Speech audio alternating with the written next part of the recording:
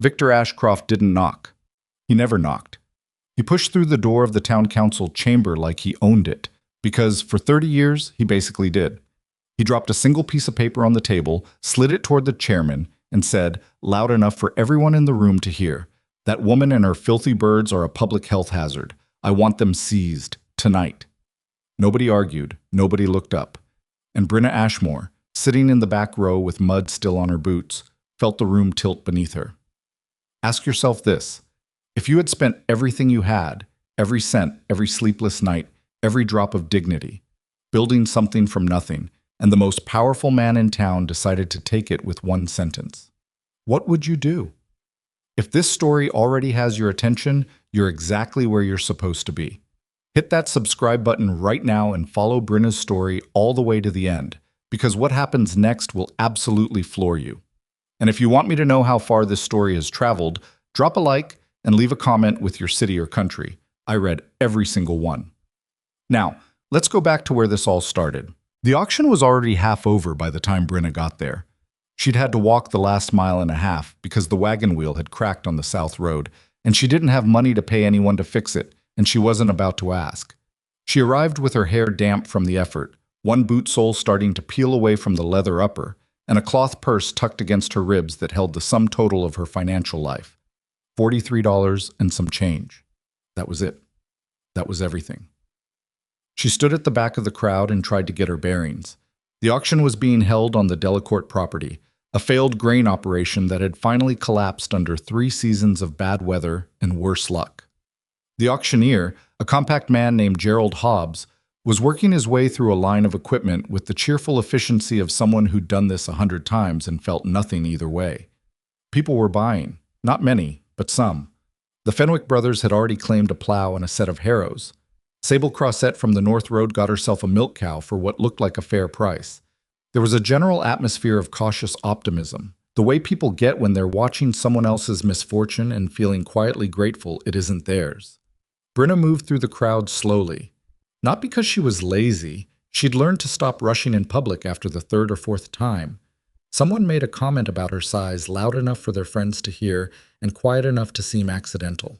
She moved slowly because it was easier. Smaller target, less occasion for anyone to feel clever. She was 26 years old and had been alone for about 2 years, which was how long it had been since her aunt, the only family she'd had left, died of a fever that moved too fast for the doctor in Ashridge Valley to catch. The land had come to her through that inheritance, 10 acres of dry, rocky ground that nobody else had wanted to claim, at the edge of a valley that barely tolerated its own residents, let alone newcomers. She had no experience farming.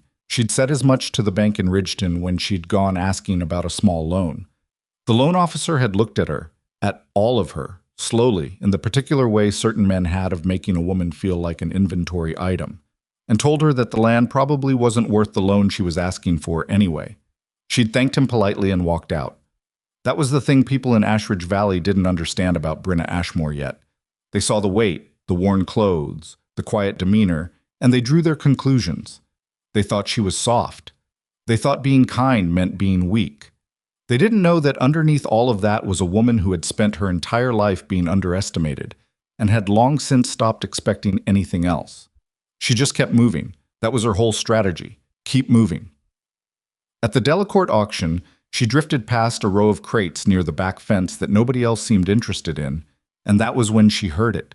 A sound like a rusty hinge being dragged across sheet metal, multiplied by what seemed like 100.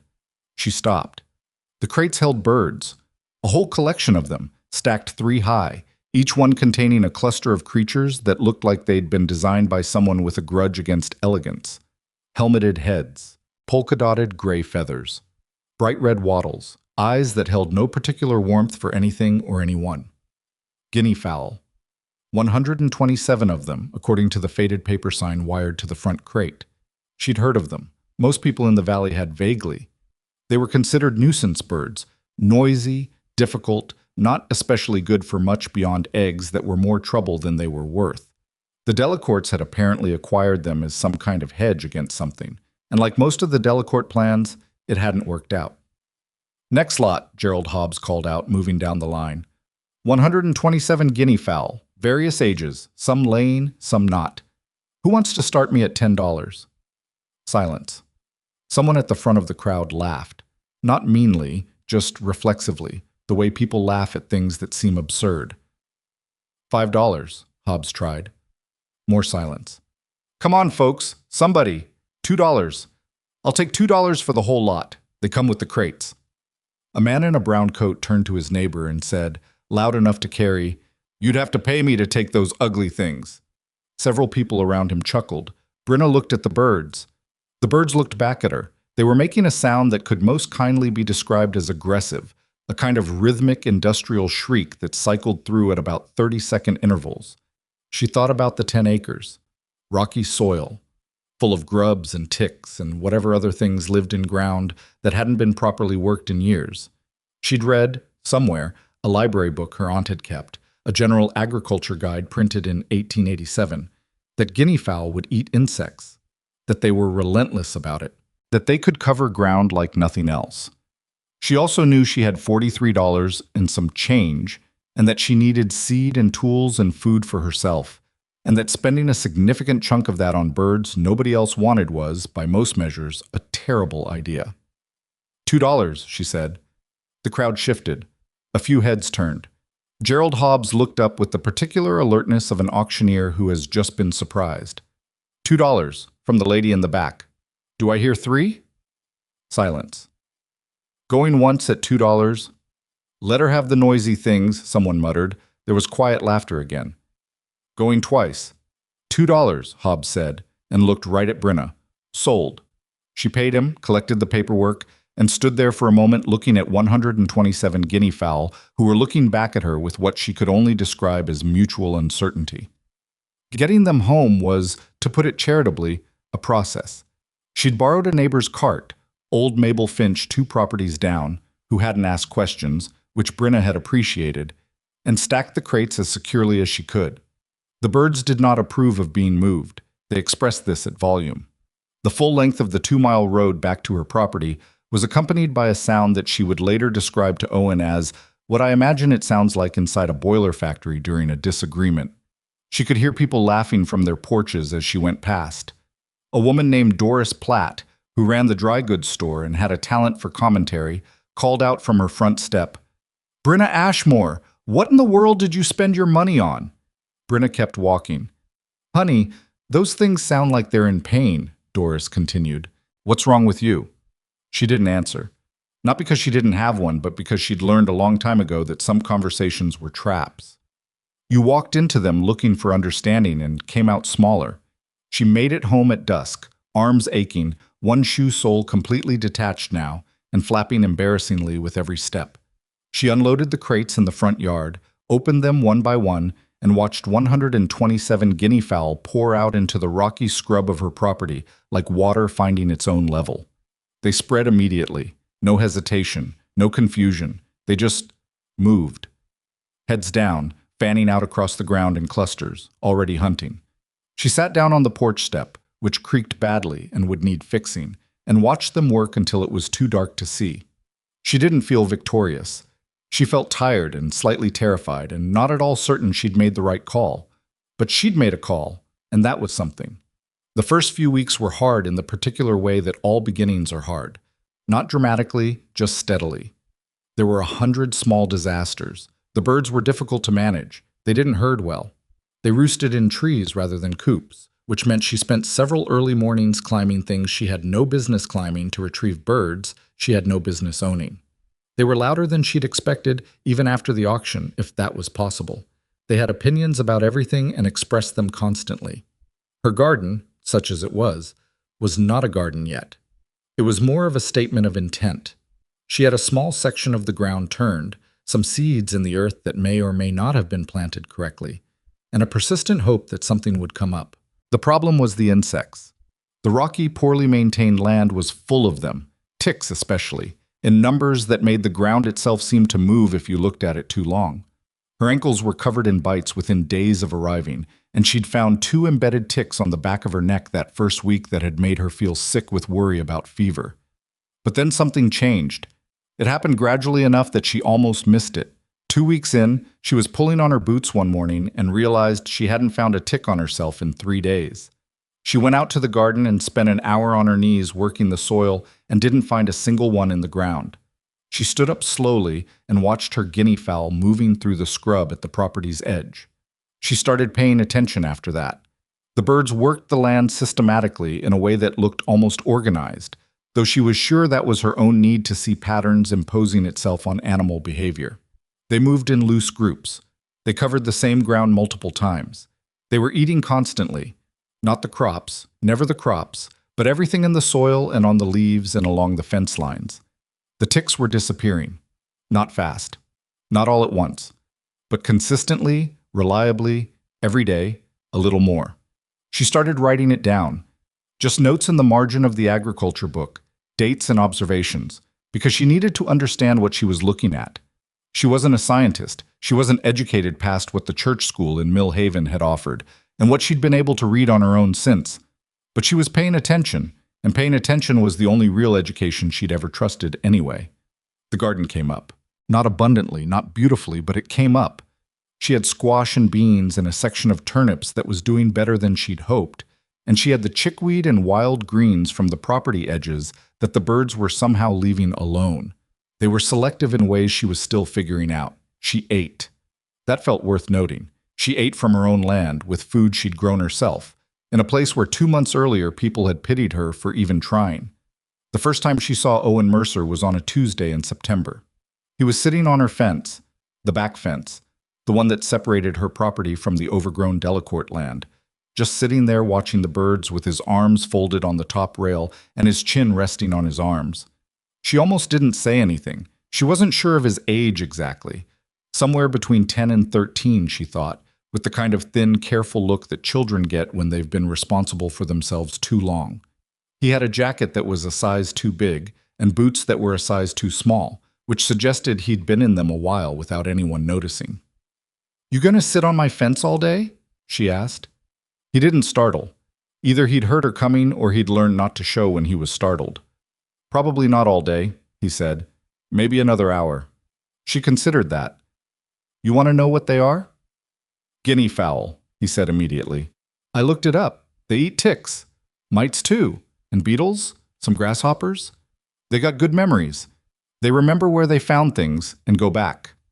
She raised her eyebrows. "Where did you look that up?" "Library in Ridgeton. Miss Paulette let me read after school on Wednesdays." She walked over and leaned on the fence next to him, and they stood there for a while watching the birds work.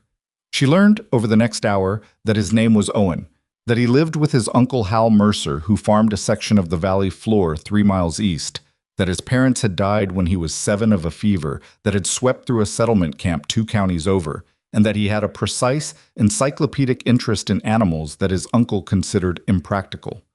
"He says I should care more about equipment," Owen said, without particular complaint. "Says knowing the names of birds doesn't put food on the table." "Knowing what birds eat might," Brinna said.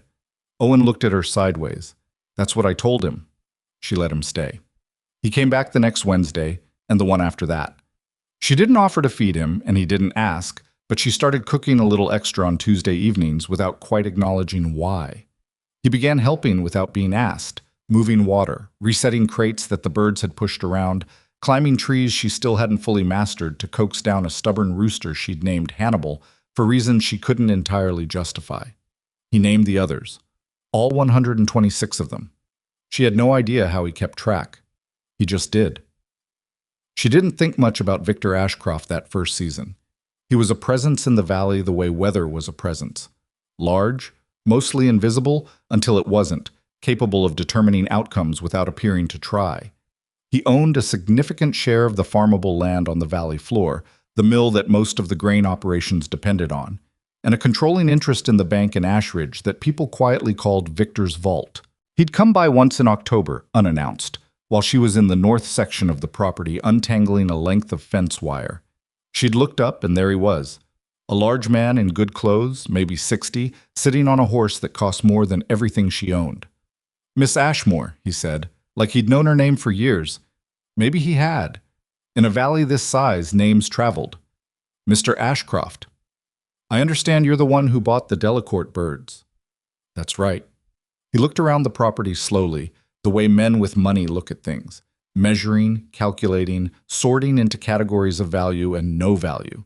She watched him doing it without trying to be subtle, which she suspected was intentional. "The land's not worth much," he said finally. "Rocky ground, poor drainage. I looked at it myself before the Delacourts bought it, years ago, passed on it." "I know," she said. "The bank told me." Something shifted slightly in his expression. "I'd be willing to give you a fair price for it. What you paid, plus a small premium, allow you to get yourself something more manageable." She looked at him. "What would I do with something more manageable?" "Beg pardon?" I said, "What would I do with something more manageable?" She wasn't being rude. She genuinely wanted to know what picture he had in his head, what he thought she was supposed to want. He looked at her the way people looked at her when they couldn't quite locate her. "Well, something that suited a woman that suited your situation." "My situation is that I have land and I'm working it," she said. "I appreciate the offer." He tipped his hat, turned the horse, and rode back the way he came. She went back to the fence wire. Her hands were shaking slightly, which annoyed her, because there was nothing to be afraid of in that conversation. He'd been polite, dismissive, but polite. Still, the shaking didn't stop for a few minutes. She knew, without being able to explain exactly how she knew, that he would come back. By the time the first snow dusted the valley's edges, Brinna's garden had produced more than she could eat alone. Not enormously more. She wasn't sitting on a surplus that would make anyone look twice. But she'd canned enough beans and squash to last the winter. She had turnips in a cold cellar she'd reinforced herself with Owen's help. And she had 127 guinea fowl roosting in the 3 largest oak trees on the property, making their nighttime sounds against a sky that was finally quiet. The town didn't stop laughing exactly, but the laughter changed shape. It became more confused. People who'd expected to hear that she'd given up by August, that the birds had been sold or escaped or died, people who'd been waiting for confirmation of what they'd already decided, found the confirmation didn't come. Doris Platt asked her how things were going one day in November, in the dry goods store, in a tone that wasn't quite friendly, but wasn't quite unfriendly either. "Fine," Brinna said. "Your birds are still there, yes." Doris considered her. "And the garden?" "Canned 12 quarts of beans," Brinna said, and put her coins on the counter. She walked out before Doris could think of the next question. Owen came by on the last Wednesday of November and stayed through the following Saturday because a snowstorm made the road back to his uncle's impassable. They spent those days repairing tools, reading sections of the agriculture book aloud to each other, and arguing cheerfully about the naming conventions he'd applied to the birds. "Why is that one Socrates?" she asked, pointing at a particularly aggressive male who'd been picking fights with the fence posts all morning. "Because he questions everything," Owen said. "He's a bird. Birds can question things." She looked at him. He looked back with the calm certainty of a child who'd spent enough time alone that he'd stopped second-guessing his own thinking. "Fair enough," she said. She thought about her aunt that night, about the woman who'd left her this impossible, unwanted piece of ground as though it were a gift. Maybe it had been. Maybe her aunt had understood something about what Brinna needed that Brinna herself hadn't known yet. Or maybe she'd just left the only thing she had, and that was enough. Either way, here they were. One woman, one boy, and 127 birds nobody else had wanted. The valley didn't know it yet, but that was about to start meaning something. The snow that had seemed so permanent in November turned out to be a liar. By the first week of March, it was gone. Not gradually, not politely, but all at once, the way things in the valley tended to happen. One morning, Brinna woke up, and the ground was soft, and the air smelled like mud, and something underneath the mud, something alive and waiting, and she stood on the porch in her socks because she'd forgotten her boots, and just breathed it in for a minute before her common sense reasserted itself. She had work to do. She always had work to do. The guinea fowl came down from their trees the same morning, as though they'd received a memo. All 127 of them, streaming down from the oaks in the gray early light, spreading across the property with the focused energy of creatures who had been waiting and were done waiting. She watched them from the porch and felt something she couldn't quite name. Not pride exactly, not joy exactly, something quieter than both. Owen showed up 3 days later in the first week of real warmth, with a split lip and a bruise along his left cheekbone that he didn't explain and that she didn't ask about directly. She handed him a cloth with some cold water in it instead. He held it against his face without comment. They stood in the yard watching Socrates, the aggressive male who questioned everything, attempting to intimidate a fence post he'd apparently decided was a rival. "Your uncle know you're here?" she asked after a while. "He knows," Owen said. That wasn't an answer exactly, but she let it sit. He stayed through the week. She found him useful in the way that people who are actually paying attention are always useful. He noticed things, remembered things, made connections between observations that she'd made separately and hadn't yet linked. He noticed that the birds moved differently on the eastern slope than on the western one, that they favored the fence lines in the morning and moved toward the center of the property in the afternoon heat. He started mapping it on a piece of paper she gave him, a rough sketch of the property, with arrows and times written in his careful, slightly cramped handwriting. "They're working it in sections," he said one evening, spreading the paper on the kitchen table between them. "Not random. Look, they cover this whole eastern strip in the morning, then they come back through the middle section, then the west side gets the afternoon." She leaned over the paper. He was right. She could see it now that he'd drawn it out. "Why would they do that?" "I think they learned where the food is," he said. "The insects are different in different parts. The ticks are worse along the fence lines because that's where the deer walk. The beetles are more in the middle. They know." She looked at him. He was 12 years old, she'd figured out by then, or close to it, and he looked at the world with the kind of systematic attention that most adults stopped having somewhere around the age of 8, when other people started telling them what things meant before they'd had a chance to figure it out themselves. "You should write that down properly," she said. "Not just the map, the observations." "You write yours in the book," he said, nodding at the agriculture guide. "This would go beyond what's in the book," she said. "This would be yours." He looked at her for a moment with the careful expression he used when he was deciding whether to trust something. Then he pulled the paper back toward himself and smoothed it out. "Okay," he said. The spring planting went better than the fall had, because she knew more now. She knew the soil, which sections held moisture and which drained, which rocky patches were hopeless, and which just looked hopeless. She planted more beans, added a row of corn that she wasn't sure about but decided to try, expanded the squash section. She put in a small herb patch near the porch, not for practical reasons exactly, or not only for practical reasons. Her aunt had always grown herbs. It felt like a way of remembering without being sentimental about it. The birds left the planted sections alone. That was the thing she hadn't been sure about, the thing she'd been half holding her breath over since the fall. She'd read that guinea fowl could damage crops, that they scratched and pecked indiscriminately. But hers seemed to have figured something out that she hadn't taught them. They worked right up to the edge of the planted rows and stopped. She didn't understand it. Owen had a theory involving the smell of turned soil and some instinct related to where food was likely to come from, but he admitted it was mostly a theory. The first time a neighbor came to her for help was in April, and it wasn't a friendly visit. Sable Crossett, the woman who'd bought the milk cow at the Delacourt auction, showed up on a Thursday morning without advance notice, which was standard for the valley. She was a compact, direct woman in her 40s who'd been farming her family's land alone since her husband left 6 years back, and she had the kind of face that had stopped pretending to be anything other than tired. She stood at the property edge, which people still seemed to feel was more appropriate than coming to the door, and called out. Brinna came around from the side of the house where she'd been working. "Your birds," Sable said. "Is it true they eat ticks?" "Yes," Brinna said. "All kinds, including the deer ticks?" "Every kind I've seen, yes." Sable looked at the flock moving through the scrub at the property's eastern edge. Her mouth tightened. "I've got cattle," she said. "My milk cow and 3 others I picked up last fall.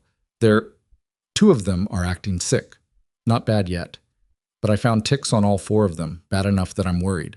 Brinna had been reading. She'd spent the winter evenings going through everything she could get her hands on that mentioned ticks and livestock. The agriculture guide, pamphlets from the extension office in Ridgeton that Miss Paulette at the library had helped her request, a veterinary manual that was 20 years old but still had useful information. She knew what tick fever looked like in cattle. She knew it moved fast once it started. "How many acres are they grazing?" she asked. "About 15, south pasture mostly." "I can't lend you all of them," Brinna said. "I need them here. But if I brought 50 birds over to your south pasture for 2 weeks, rotating them through in sections. It would help. Sable looked at her. It was the look of someone doing a calculation that involved more than numbers. What would you want for it? Nothing, Brinna said. That seemed to make Sable more suspicious, not less. There's nothing free in this valley, she said. No, Brinna agreed. There isn't, but I'm asking for nothing, and that's what I'm asking for. Sable came back the next morning with a jar of preserved peaches, as though she couldn't actually bring herself to accept nothing, and Brinna took the peaches because refusing them would have been its own kind of insult. She brought 50 birds to the Crossett pasture on a Saturday, guided them into the southern sections, and spent 3 hours walking the fence lines with Owen to make sure the birds were covering the ground properly. They were. Of course they were. 2 weeks later, Sable Crossett's cattle were showing no signs of progression. The 4 animals she'd been worried about were eating normally and moving without stiffness. She came back to the property on a Sunday and stood at the edge again in the same way, but her face was different this time. They're better, she said. Good, Brinna said. A pause. I wouldn't have believed it if I hadn't seen it. Most people don't believe things until they see them, Brinna said. I've been telling a few of the other farm wives, Sable said, and she said it carefully, like she was confessing something. About the birds. What they can do. Brinna thought about that for a moment. Thought about what it would mean if more people came asking. Thought about the limits of what her flock could do, spread across how much land. What did they say? She asked. Mostly they laughed, Sable said, but Maura Hendricks didn't. She's been having trouble with her sheep. The thing about word traveling in the valley was that it traveled unevenly. Good news moved slowly and arrived rearranged. Bad news moved fast and arrived accurate. News about Brinna Ashmoor seemed to occupy its own category. It moved at a medium speed and arrived confused, stripped of context, assembled from pieces that didn't quite fit together. What people were saying by late April was something like, that woman with the birds claimed she'd cured Sable Crossett's cattle, which probably wasn't true, but Sable seemed to believe it, which was strange because Sable wasn't the believing type. What Victor Ashcroft heard, she learned later, was something slightly different. What he heard was that Brinna Ashmoor was building herself a reputation.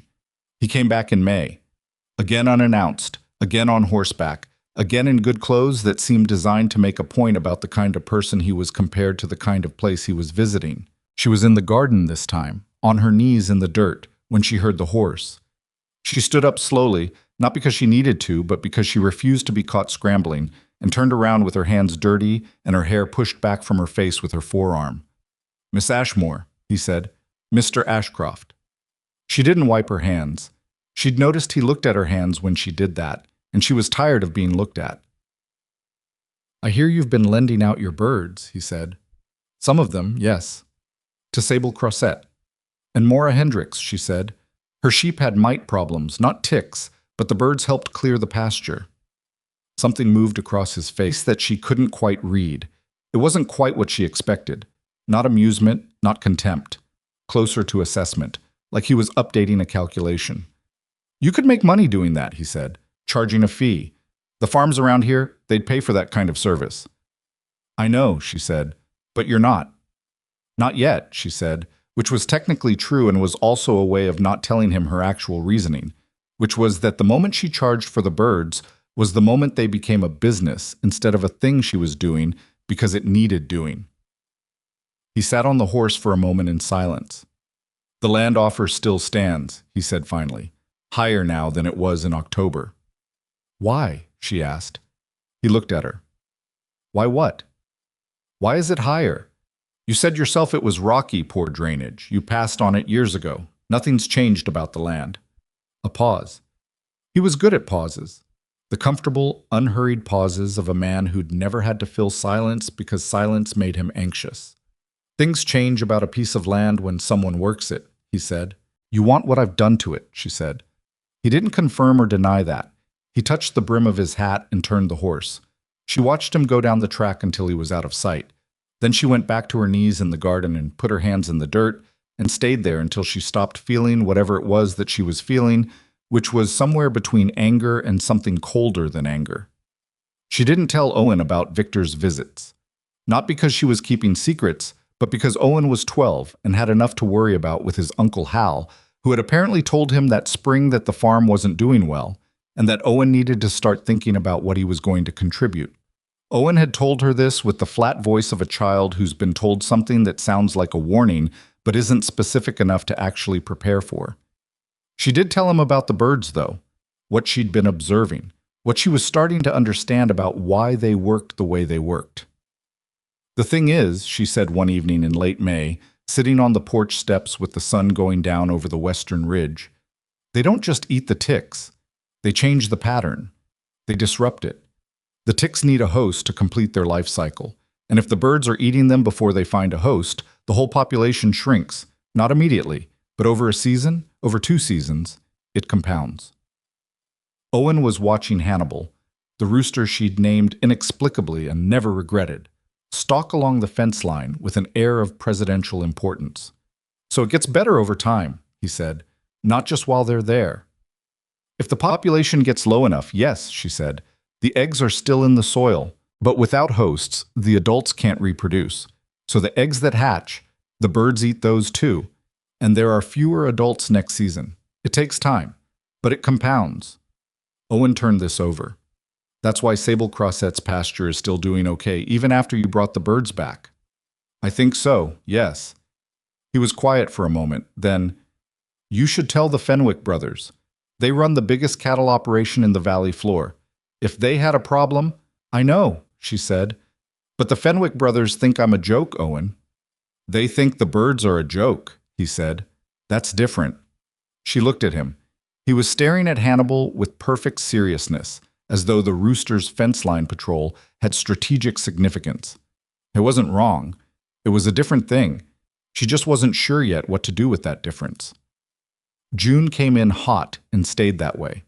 The garden was producing now, beans climbing their poles, squash sprawling at the edges, the corn coming up tall enough that she felt cautiously hopeful about it, which was as far as she allowed herself to go where corn was concerned. She was eating well, canning the surplus, building up the storage that she'd need before next winter. She'd established a loose system with 3 neighboring farms now, rotating sections of the flock to their properties on a roughly 2-week schedule, bringing them back to her land in between to let them cover her own acreage. She tracked the movements in the margin of the agriculture book. Owen tracked them on his map, which had grown more complex and more accurate, the arrows more precise, the timing more detailed. The 5th farm she helped was the Prentice operation. Rook Prentice ran the farm with his wife Cora and his elderly father, who everyone called Old Prentice because no one could remember his first name.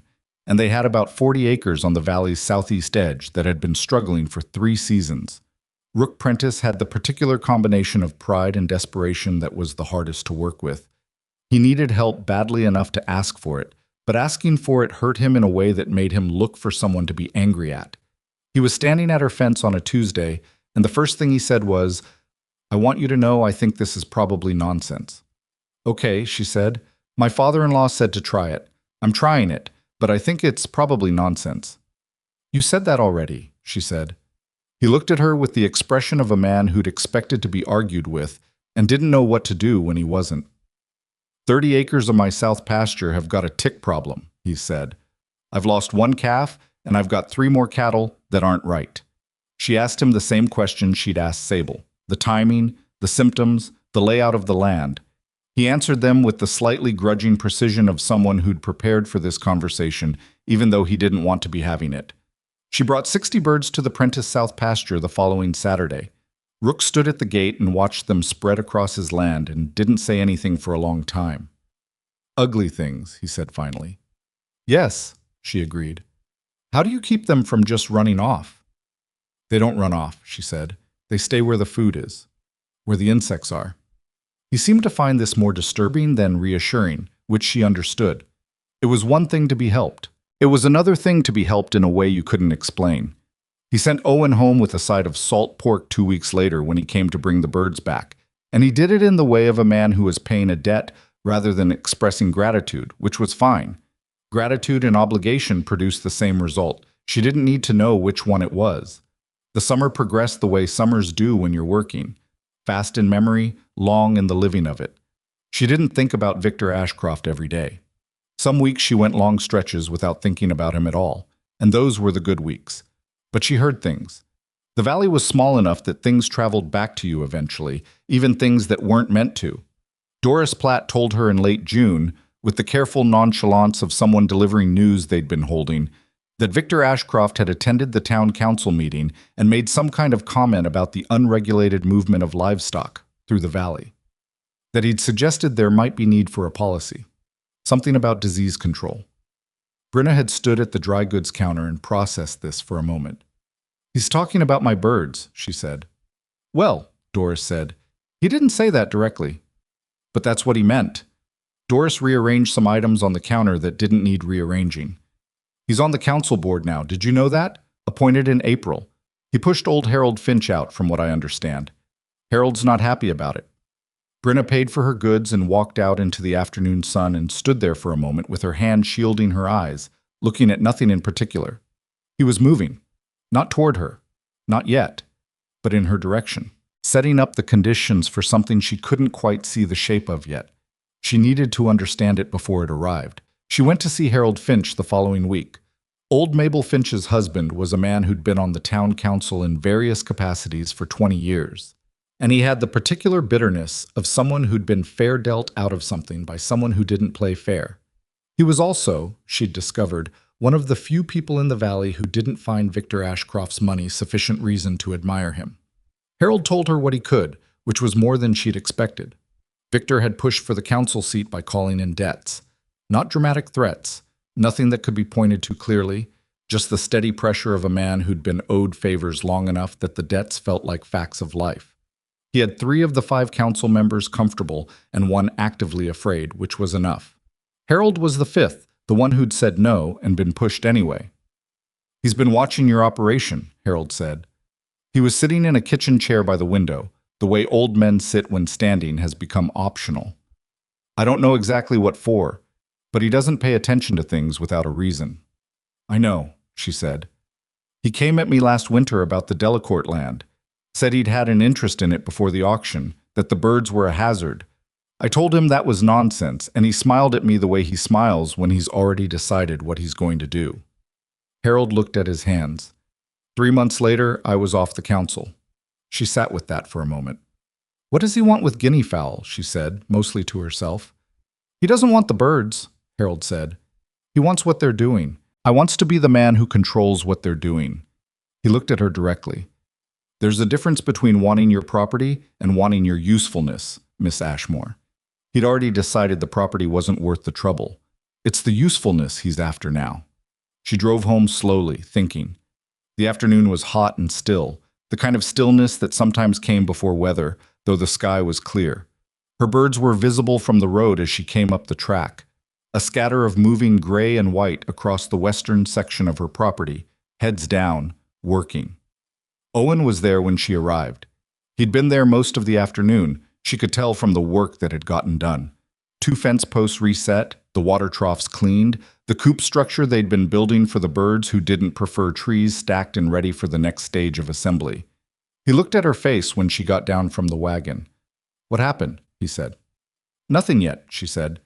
He seemed to understand that this was accurate and also not the whole story. He went back to the fence post he was tamping in, and she went to the barn to unhitch the horse, and they didn't talk about it again that evening. But later, when she was inside and the light was going, she heard him through the open window, talking to the birds the way he did, in the quiet, specific way of someone who found it easier to think out loud when he had an audience that wouldn't respond with opinions. He was naming the ones who were new to him, a cluster of juveniles that had hatched in the late spring, first-generation birds born on her property. He was giving them names she couldn't quite hear from where she was sitting, but she could hear the rhythm of his voice, careful and steady. She thought about what Harold Finch had said, about the difference between wanting property and wanting usefulness. She thought about the 3 farms she'd helped this spring, about the cattle that were better and the sheep that were better, and the south pasture of Rook Prentice that was recovering, slowly, the way things recovered when the problem was actually being addressed rather than managed. She thought about the fact that she'd done all of that with 127 birds nobody had wanted, bought for $2 at an auction where people had laughed. The thing was, she was starting to understand something that Victor Ashcroft apparently also understood, which was that the birds were becoming the most valuable resource in the valley. Not in terms of money, in terms of what they could do that nothing else could, and she was the only one who had them. She'd known what she was buying that day at the auction. She hadn't known she'd known.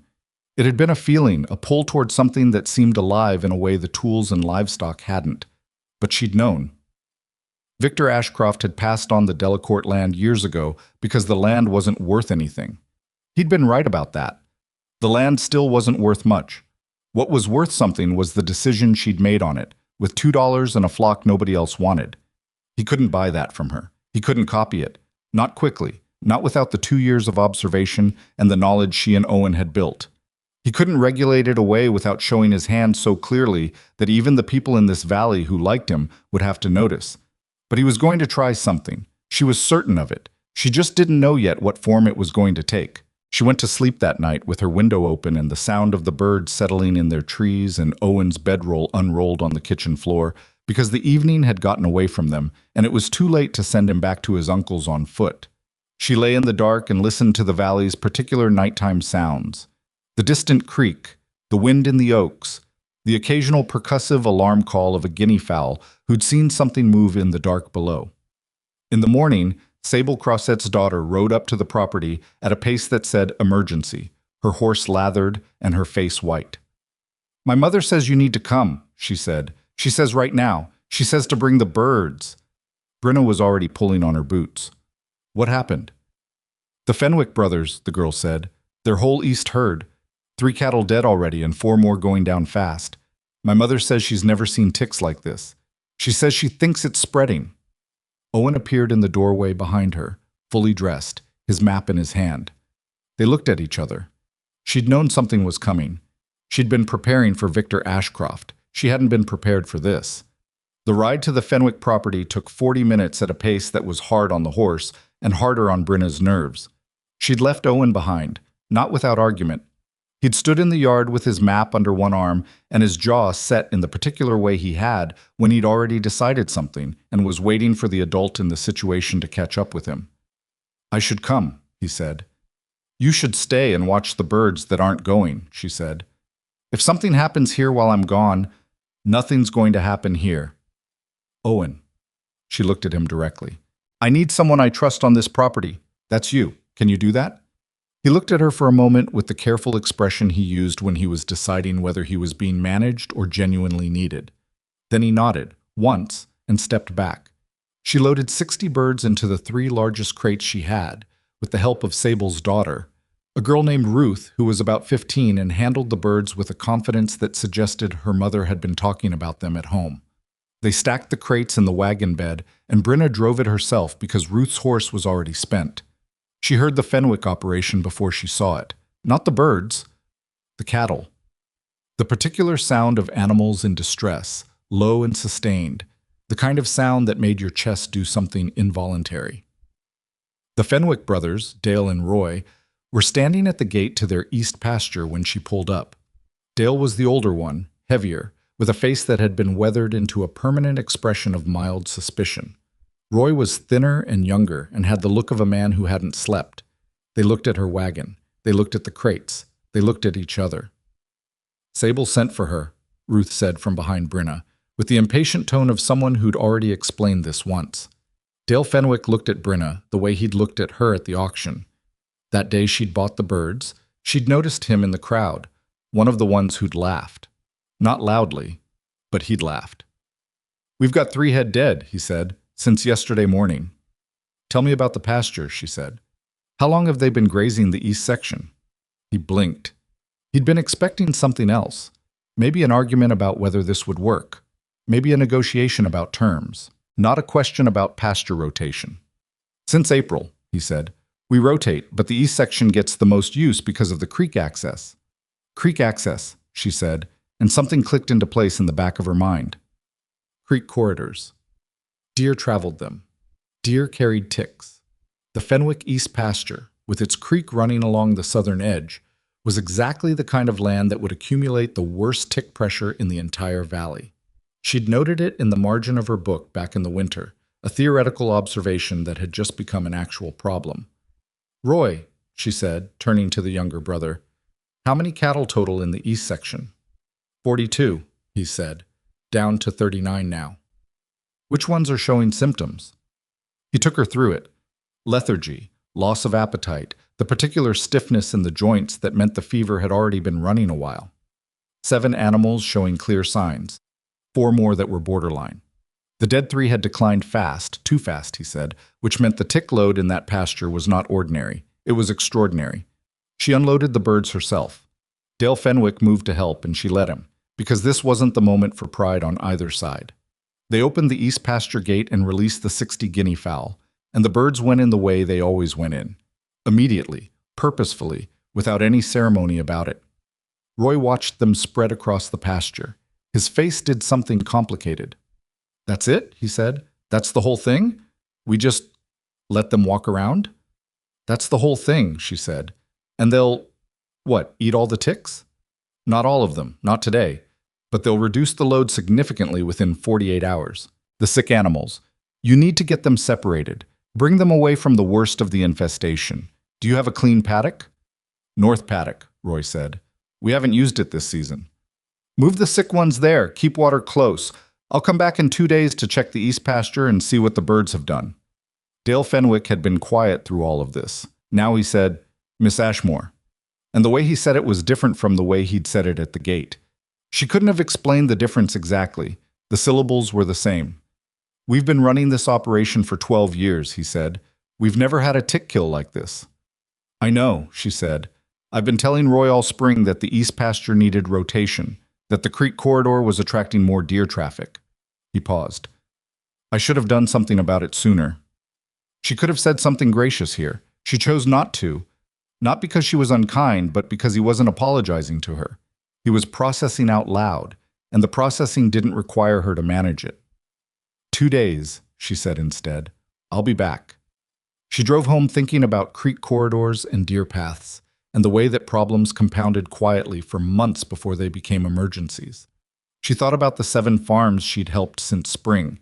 She thought about the patterns she and Owen had been tracking, how the tick pressure seemed worse in the southeastern section of the valley than the western section, how it had been building all year. Owen was waiting on the porch when she got home. He had the map in his lap and a second piece of paper next to it. "I did some figuring while you were gone," he said, without preamble. "Show me," she said. He spread the second paper on the step between them. He'd drawn the valley from memory, not perfectly, but well enough that she could orient to it immediately. He'd marked each farm they'd worked with a small circle. He'd drawn the creek system running through the valley floor with a dotted line. Every farm they'd helped was within a half-mile of a creek tributary. "The deer," she said. "The deer," he said. "They follow the creek beds. The ticks come off the deer. The farms closest to the water have the worst pressure." She looked at his map for a long moment. "The Fenwick East pasture has creek access," she said. "I know. I marked it." He pointed. "But look at this." He moved his finger east along the dotted line. "The McAllister place is right here, and the Deaver homestead, both of them within a quarter mile of the main creek, and we haven't been to either of them yet." She thought about that. "McAllister hasn't asked." "McAllister doesn't ask for anything," Owen said. "His wife said they were fine when Sable Crossette's daughter went around last month. But that was a month ago, and the Fenwick East pasture was probably fine a month ago too." She sat down on the step next to him. The evening was cooling, the sun going orange over the western ridge, and the birds were beginning their slow drift toward the roosting trees. "How many birds do we have left here right now?" she asked. 67, he said. "You took 60 to the Fenwicks, and I have 25 with Rook Prentice still." 23, he corrected. 2 got out through the fence gap last Thursday. I told you about the fence gap." "You told me about the fence gap," she agreed. She'd repaired it herself on Friday, and apparently that hadn't been fast enough. "So we have 67 here, 23 at Prentice. I can't split further than that without the flocks getting too small to be effective." He nodded. He'd already been thinking this. She could tell by the way he was waiting, not pressing, which was how he behaved when he had a conclusion he was letting her reach on her own. "We need more birds," she said. "The spring clutch," he said. "We've got 31 juveniles now. They're not fully ready, but they're close. Another 6 weeks, and they'd be working at full efficiency. but some of them could go out now, in a supplemented group, if they were with experienced birds. She looked at him. He was 13 now, had been for 2 months, and there were moments when she forgot that, when she talked to him as though he were an adult colleague, and then remembered with a small start that he was a child who was supposed to be thinking about other things. "What does your uncle say about how much time you're spending here?" she asked. He looked at his map. "He says what he usually says." "Owen. He says I should be helping on his property. He says I'm wasting time." "Are you?" A pause. "His property doesn't need what I'm doing here," he said. "He's got 20 acres of wheat on flat ground with good drainage and no significant tick exposure. He doesn't need a map." "That's not what I asked," she said. He looked at her then. "No," he said. "I'm not wasting time." She thought about Hal Mercer, whom she'd met twice and formed an impression of that she tried to keep charitable because she didn't have the full picture. He was a man who'd taken in his brother's orphaned son and hadn't turned him out, which was something. I was also a man who seemed to regard Owen's particular kind of intelligence as a problem to be corrected rather than an asset to be used, which was something else. "I'll talk to him," she said. "Have to?" "I know I don't have to," she said. "I'm going to." She went to see Hal Mercer on a Thursday, which was the only day of the week she could spare the travel time. He was a lean, quiet man with good manners that were positioned just in front of whatever he was actually thinking, and he listened to her with the careful attention of someone taking inventory. When she was done explaining the tracking system, the mapping work, the rotation schedule, the fact that Owen had identified the McAllister and Deaver properties as likely next problems before they became emergencies, Hal sat back in his chair and looked at the ceiling for a moment. "He's spending 4 days a week at your property," he said. "About that," she said. "Yes. And you're saying that's useful?" "I'm saying your nephew has figured out the tick distribution pattern for the entire southeastern quarter of Ashridge Valley, and what he figured out might save a significant amount of livestock before the summer is out," she said. "So, yes, I'm saying it's useful." Hal looked at her. He was the kind of man who didn't change his expression much, which made it hard to know what he was thinking, but she could see him working through something. "He doesn't talk about school," Hal said finally. "He reads everything Miss Paulette at the Ridgeton Library will let him take out," she said. "He probably knows more practical animal science than most adults in this valley. He just learned it differently than school would have taught it." Another pause. "His father was like that," Hal said, and it came out quiet, like something he hadn't intended to say. She didn't push on it. She let it sit. "2 days a week at my property," she said finally. "More during emergencies. That's what I'm asking." Hal looked at the table. "He's good with those birds," he said. It wasn't quite agreement, but it was the step before agreement. She drove home with the window of the arrangement open wider than it had been, which was what she'd come for. Owen was at the property when she got back, resetting a water trough with the efficiency of someone who'd done it enough times that he didn't need to think about it. She told him about the conversation without making it dramatic, because it wasn't dramatic. It was just a thing that needed doing, and now it was done. He went back to the water trough without comment, but she noticed his shoulders do something. Not relax exactly, but settle. The way a person settles when a thing they've been quietly holding has been put down. The McAllister place became a problem 9 days later. She'd sent Owen to check on them, casually, the way you send someone on an errand that might or might not be urgent, and he'd come back at a pace that told her everything before he opened his mouth. 3 animals showing symptoms, he said. Horace McAllister says they've been off feed for 4 days. He thought it was the heat. How bad? Not as bad as the Fenwicks were, Owen said. But they're behind the Fenwicks in noticing, which means they've been behind in treating. It might even out. She took 40 birds to the McAllister property the next morning. Horace McAllister was an older man, 60s, who'd been farming his land since before Brinna's aunt had moved to the valley. He had the deep wariness of a man who'd seen enough failed solutions that he'd stopped expecting solutions to work. He watched the birds go into his pasture. He didn't say anything. She was about to leave when he spoke. "My grandfather used to keep a few of these," he said, "on his property up near Millhaven. I always thought he kept them for the eggs." She looked at him. "Did they work the pasture?" "I never thought about it that way," he said, "but his cattle were always good." He paused. "I sold the last of his land 20 years ago. I wish now I'd kept one section of it." She didn't say anything. Some things didn't need commentary. She was 5 miles from home on the return trip when she saw the rider coming toward her on the road. Not Victor Ashcroft's horse, a different one.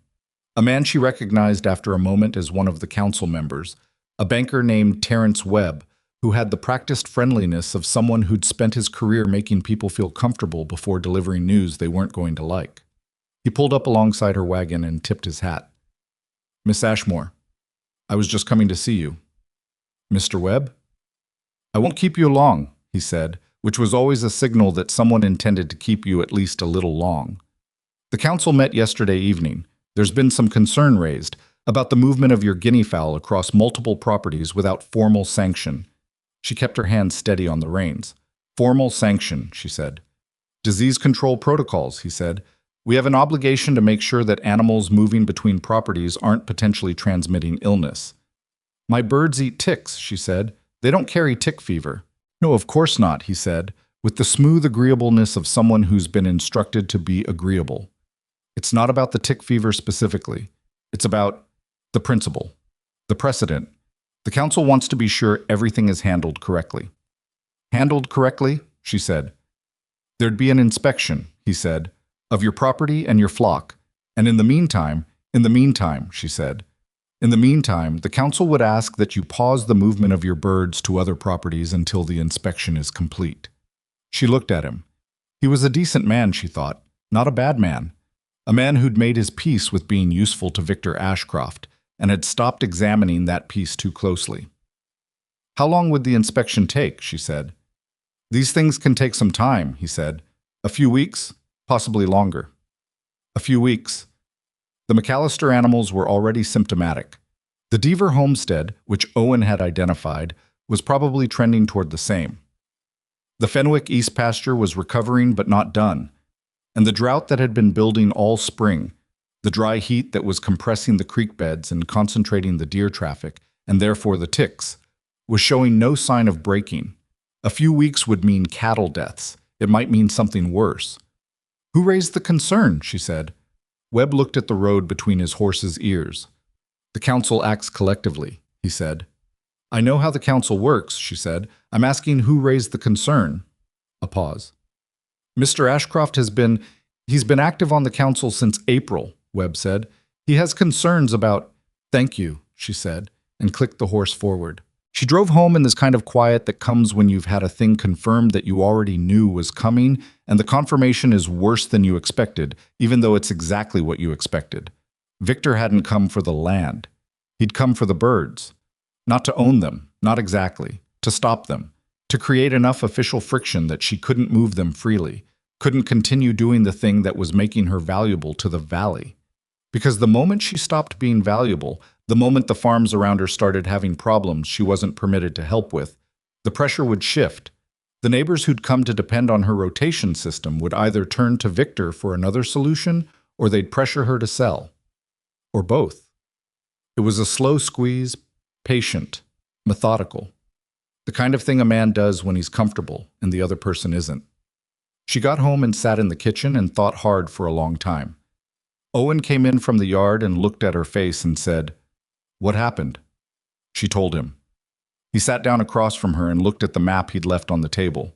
She watched him think, the particular way he thought, not going quiet and internal but visibly processing, his eyes moving across the paper as though he was reading it for new information. "If you can't move the birds to the farms," he said slowly, "the farms would have to move to you." She looked at him. "What do you mean?" "The sick animals," he said.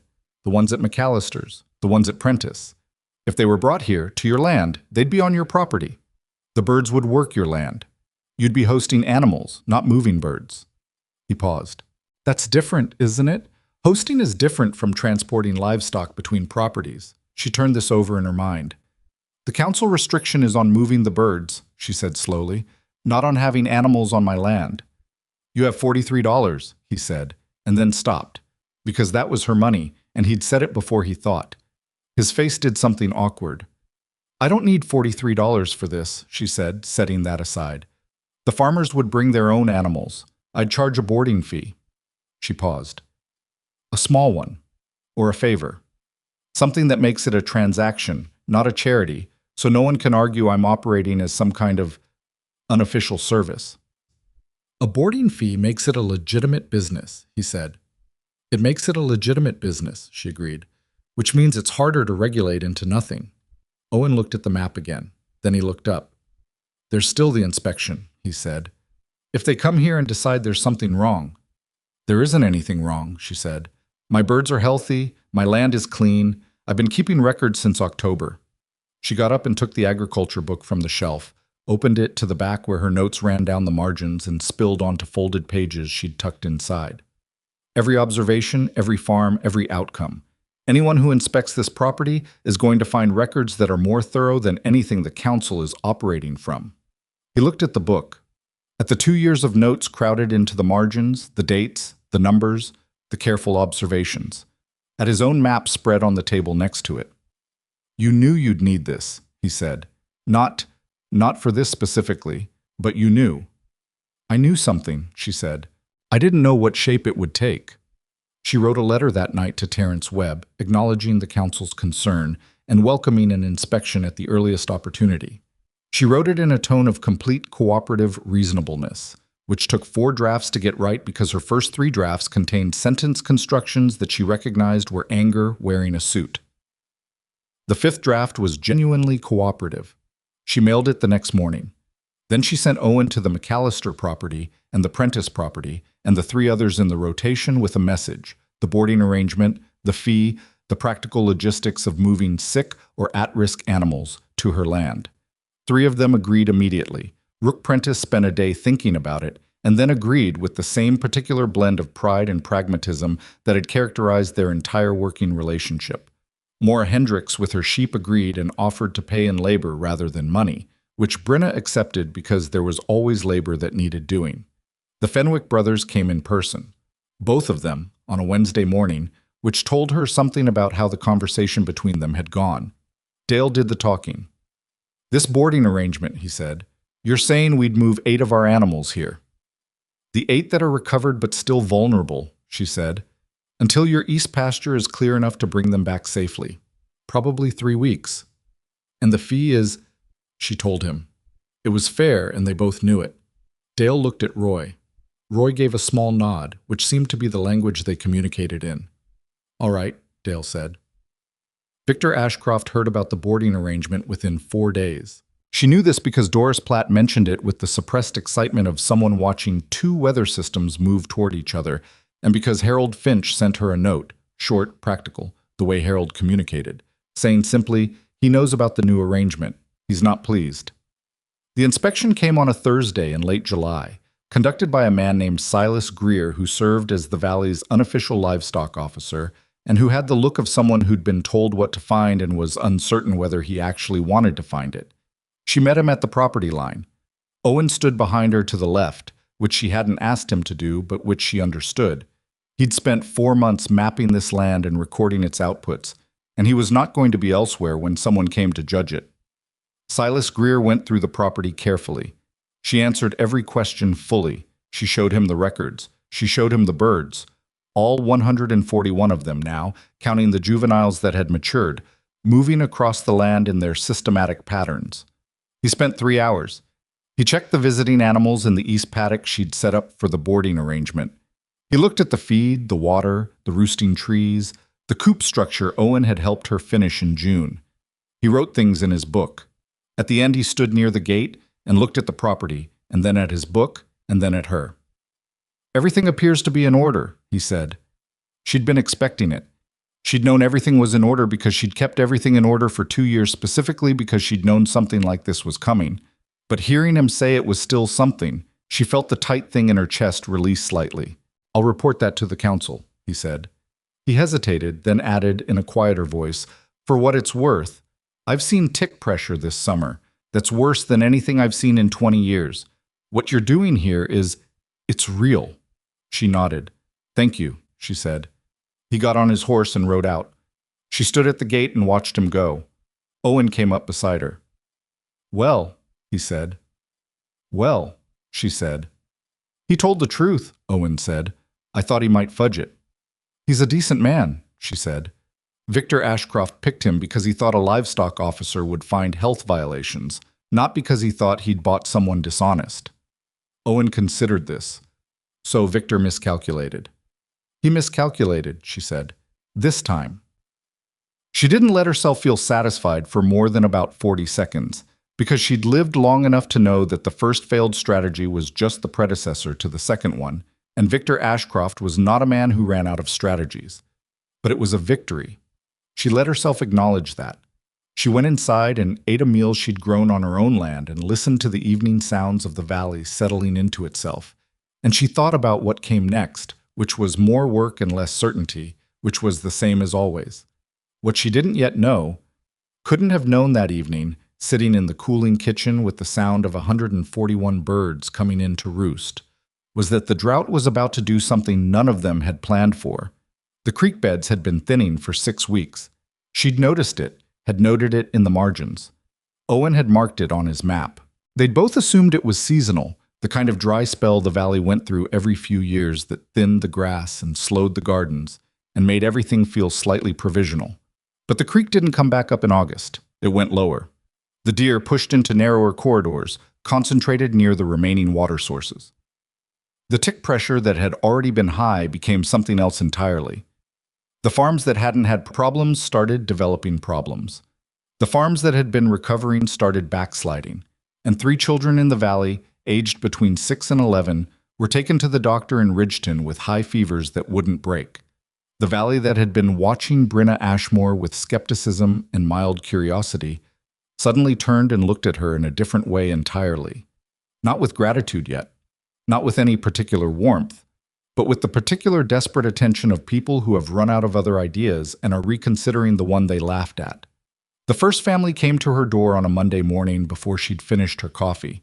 She heard them coming up the track, the sound of a wagon moving faster than the ruts really allowed, which meant urgency, which meant she set down her cup and went to the door before they knocked. It was Clara Deaver and her husband Thomas, a couple in their 40s who farmed the homestead Owen had flagged on his map 2 months ago, the one near the main creek tributary. Clara was holding their youngest on her lap, a girl of about 8 named Jessie, who had the particular stillness of a child running a fever, that boneless, absent quality that made Brinna's stomach clench the moment she saw it. "She's been like this since Saturday," Clara said. She said it the way people say things when they've been awake for 2 days and have run out of the voice that carries normal emotion, flat.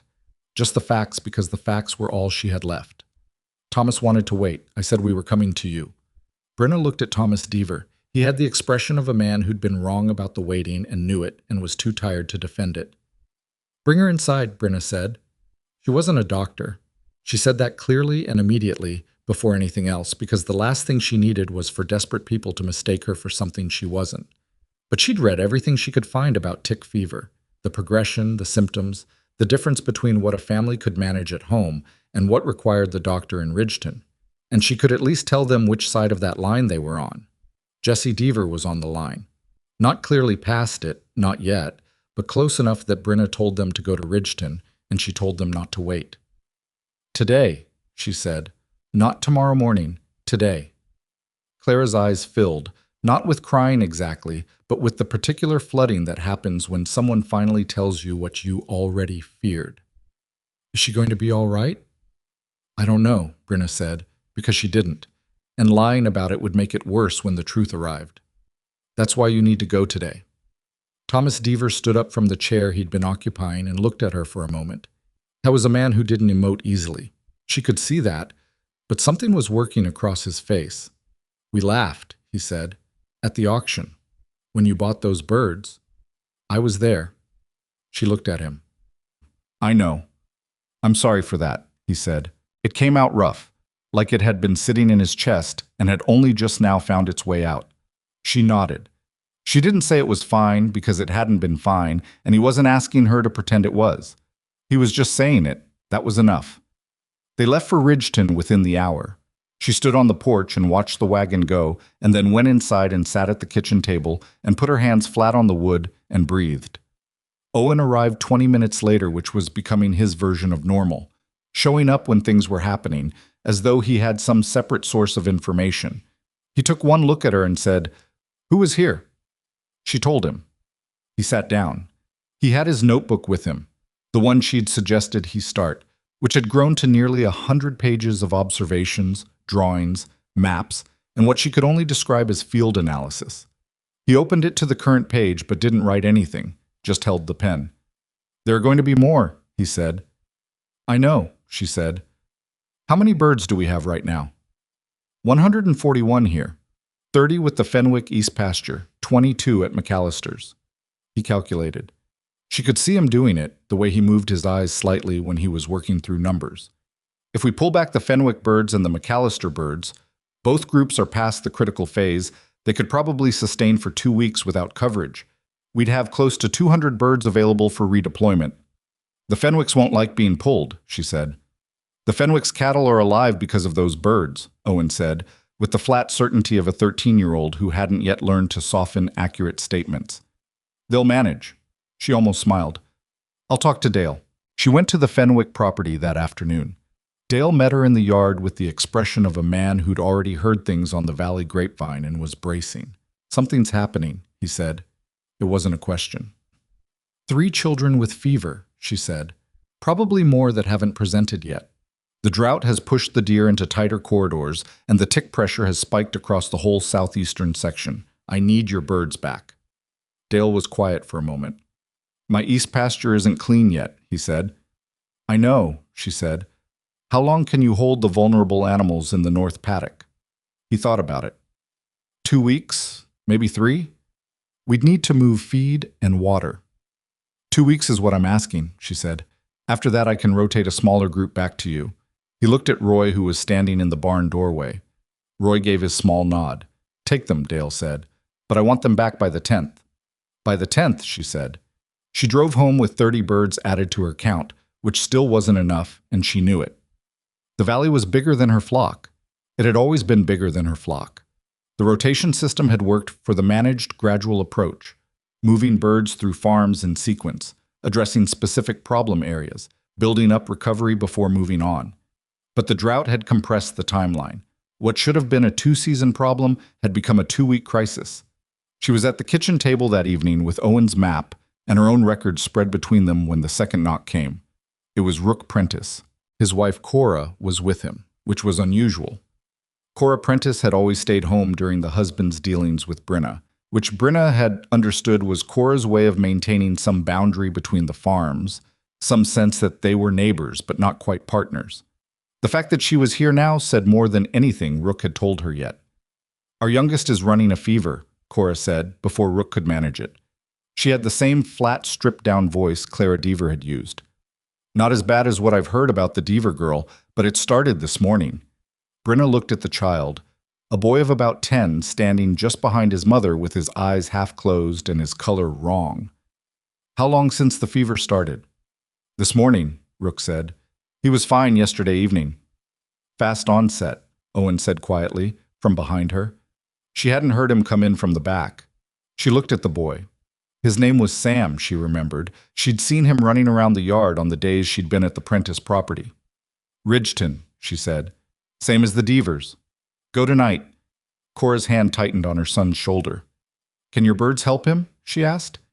And the way she asked it, not with the skepticism or the cautious politeness that the adults usually brought, the way she asked it was with the raw directness of a mother who was asking whether the one thing available to her was going to be enough.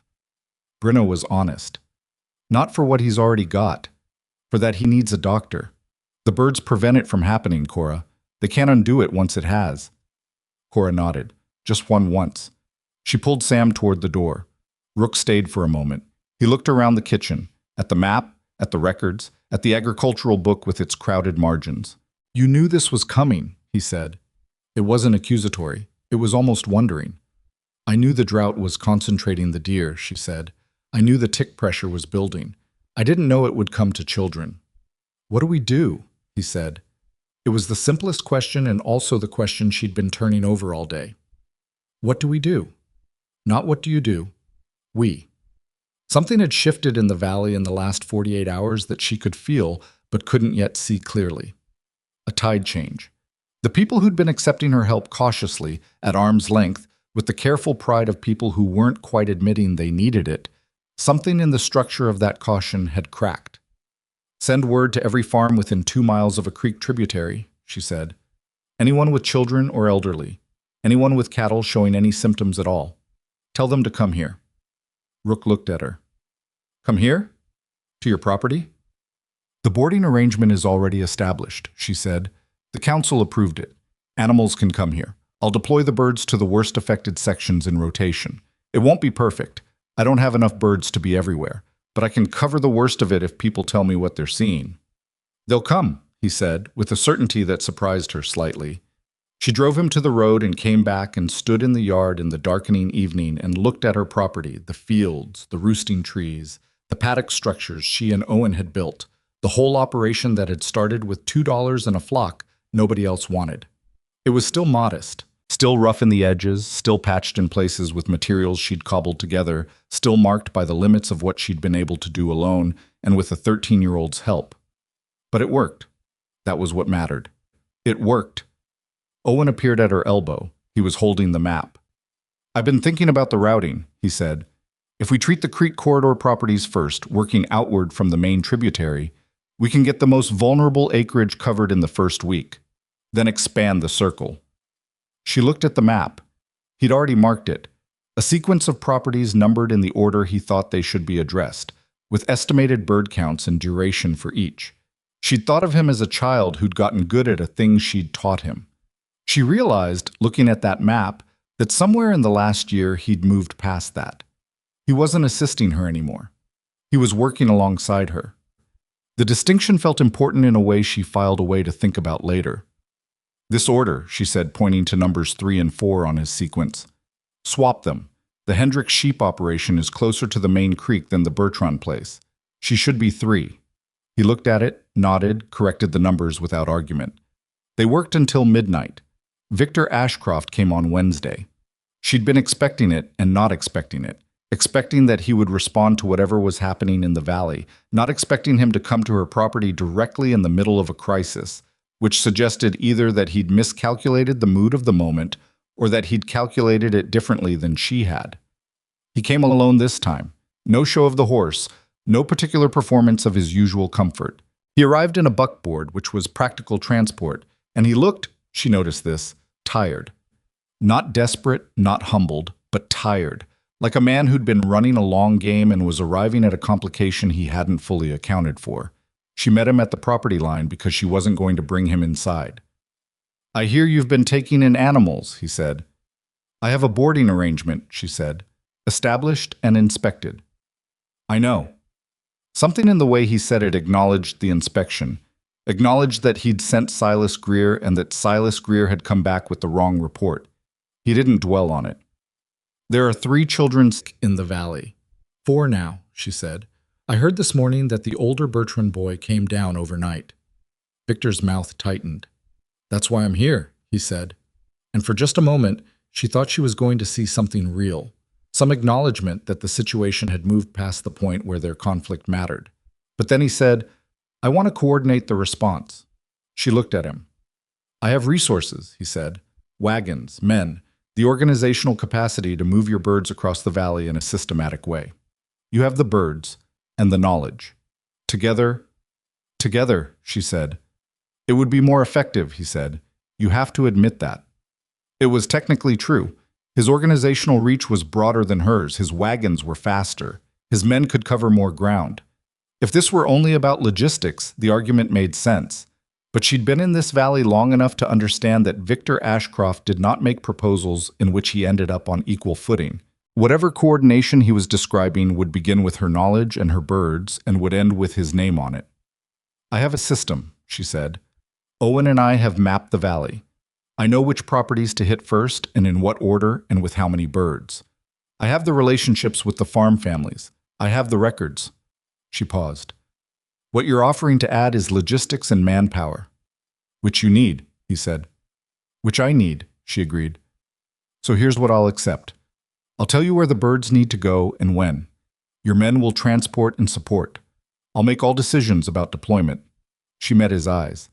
"You don't touch the rotation system. You don't renegotiate terms with any of the families while this is happening.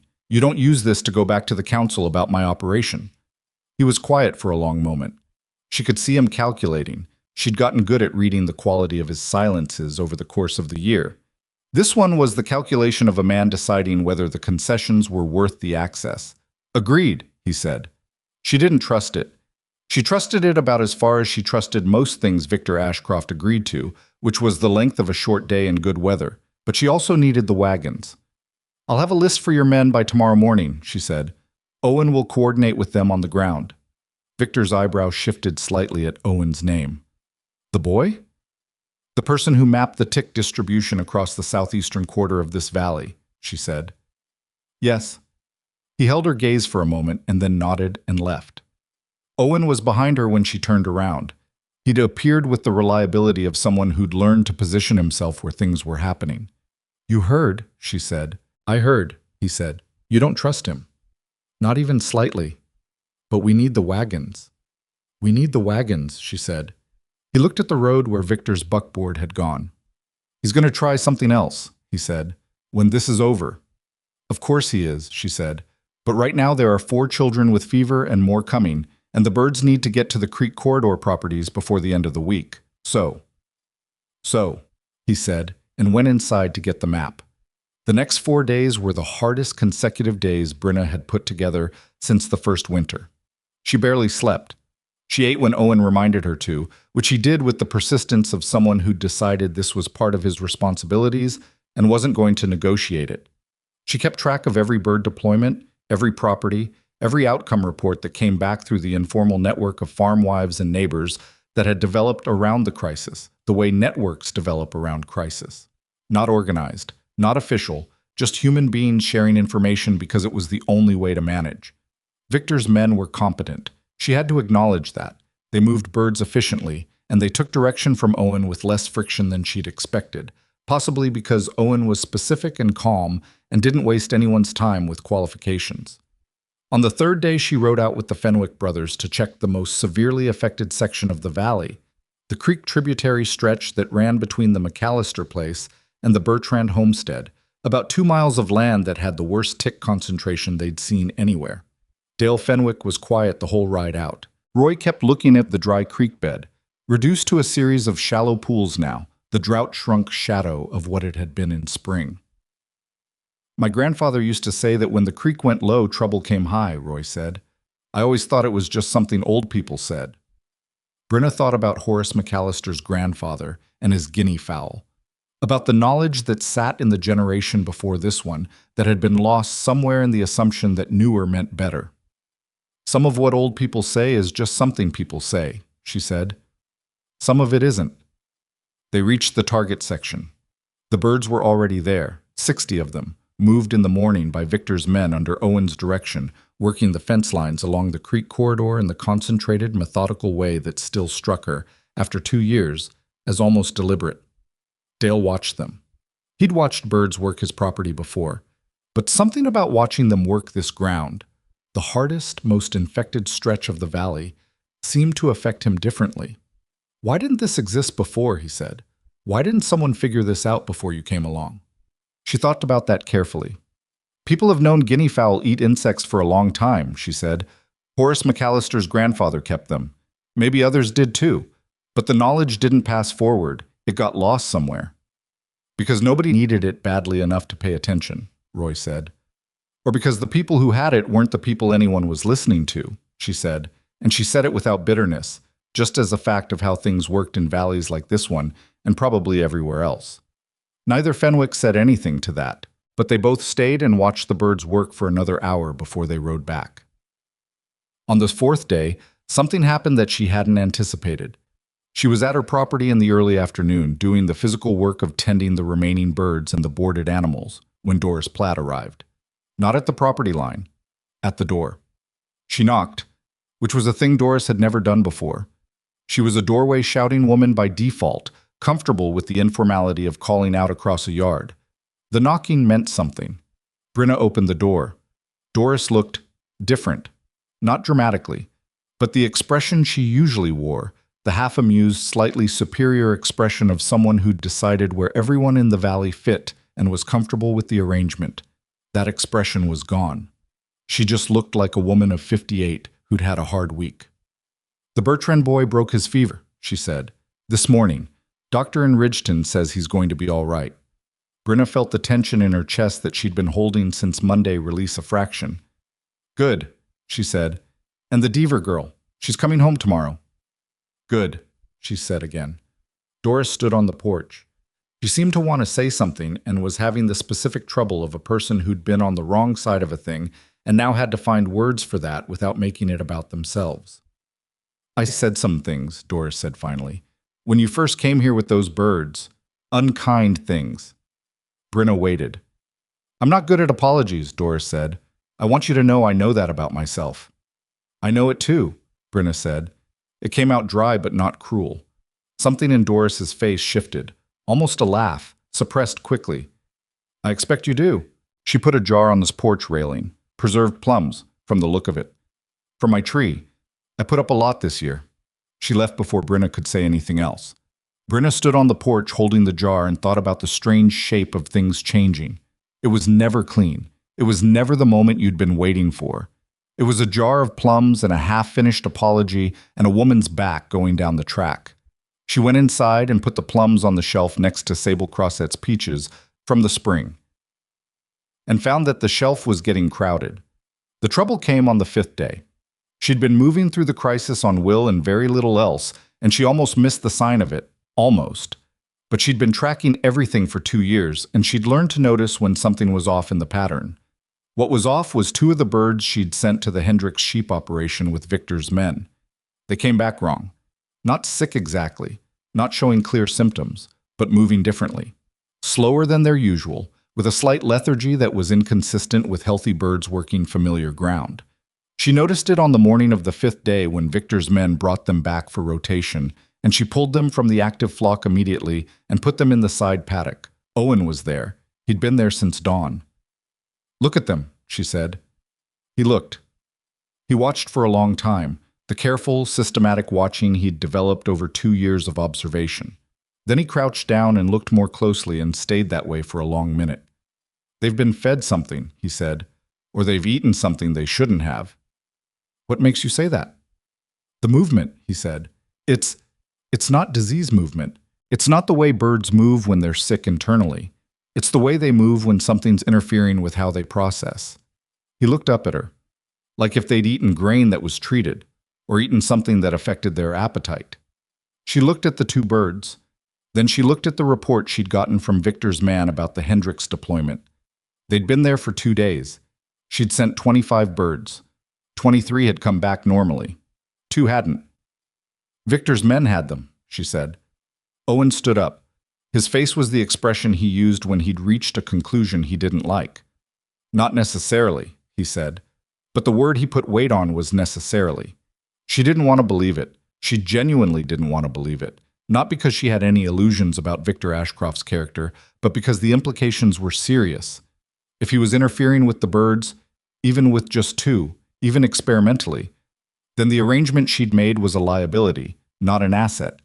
Every bird she'd sent out under his men's supervision was potentially at risk.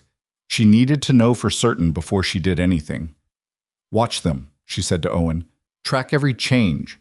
Write it down. Exactly."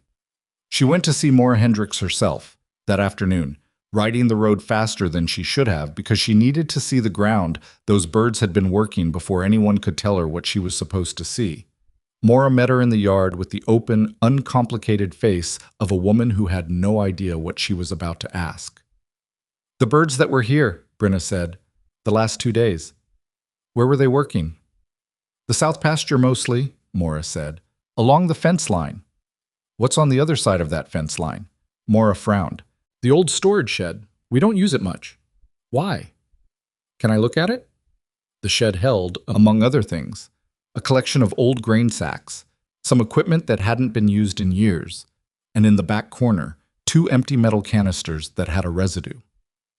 Brinna recognized immediately because she'd seen it in a catalog her aunt had kept, a treated grain compound, the kind used to prevent rodent damage in storage. The canisters had been there for years, by the look of the rust on the lids. Moore couldn't remember when they'd last been opened. She went back home relieved and also feeling slightly ashamed of herself for where her thoughts had gone. The birds had gotten into an old shed and found treated grain. That was it. Victor hadn't touched them. She'd built a suspicion out of nothing and followed it to someone else's shed at the cost of an afternoon.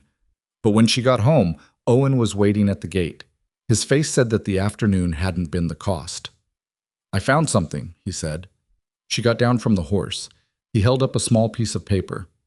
This was wedged under the water trough in the east paddock, where Victor's men filled the water yesterday morning. She took it. It was a short note, handwritten in the kind of quick, unremarkable script that tried hard to be untraceable. It wasn't addressed to anyone. It said simply, "The rotation schedule she's using. She's leaving the North Creek section unprotected on Thursdays and Fridays. Consider this information a courtesy." No name.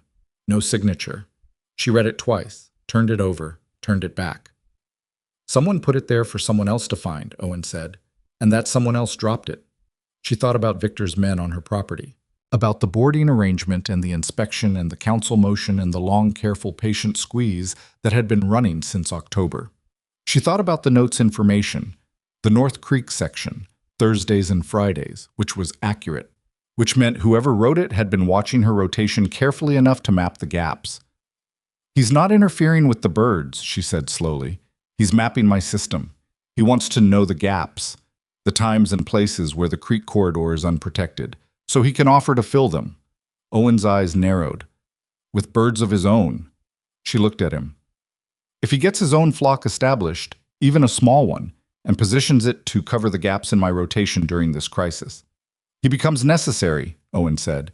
"He inserts himself into the system, and then after the crisis, he has standing," she said. "He has his own operation. He has a claim on part of the valley's recovery, and he's no longer trying to shut down mine because he's already built a parallel version." She folded the note carefully. "He's not trying to take my birds. He's trying to make them less than the only solution." Owen was quiet for a moment. Then, "So what do we do?"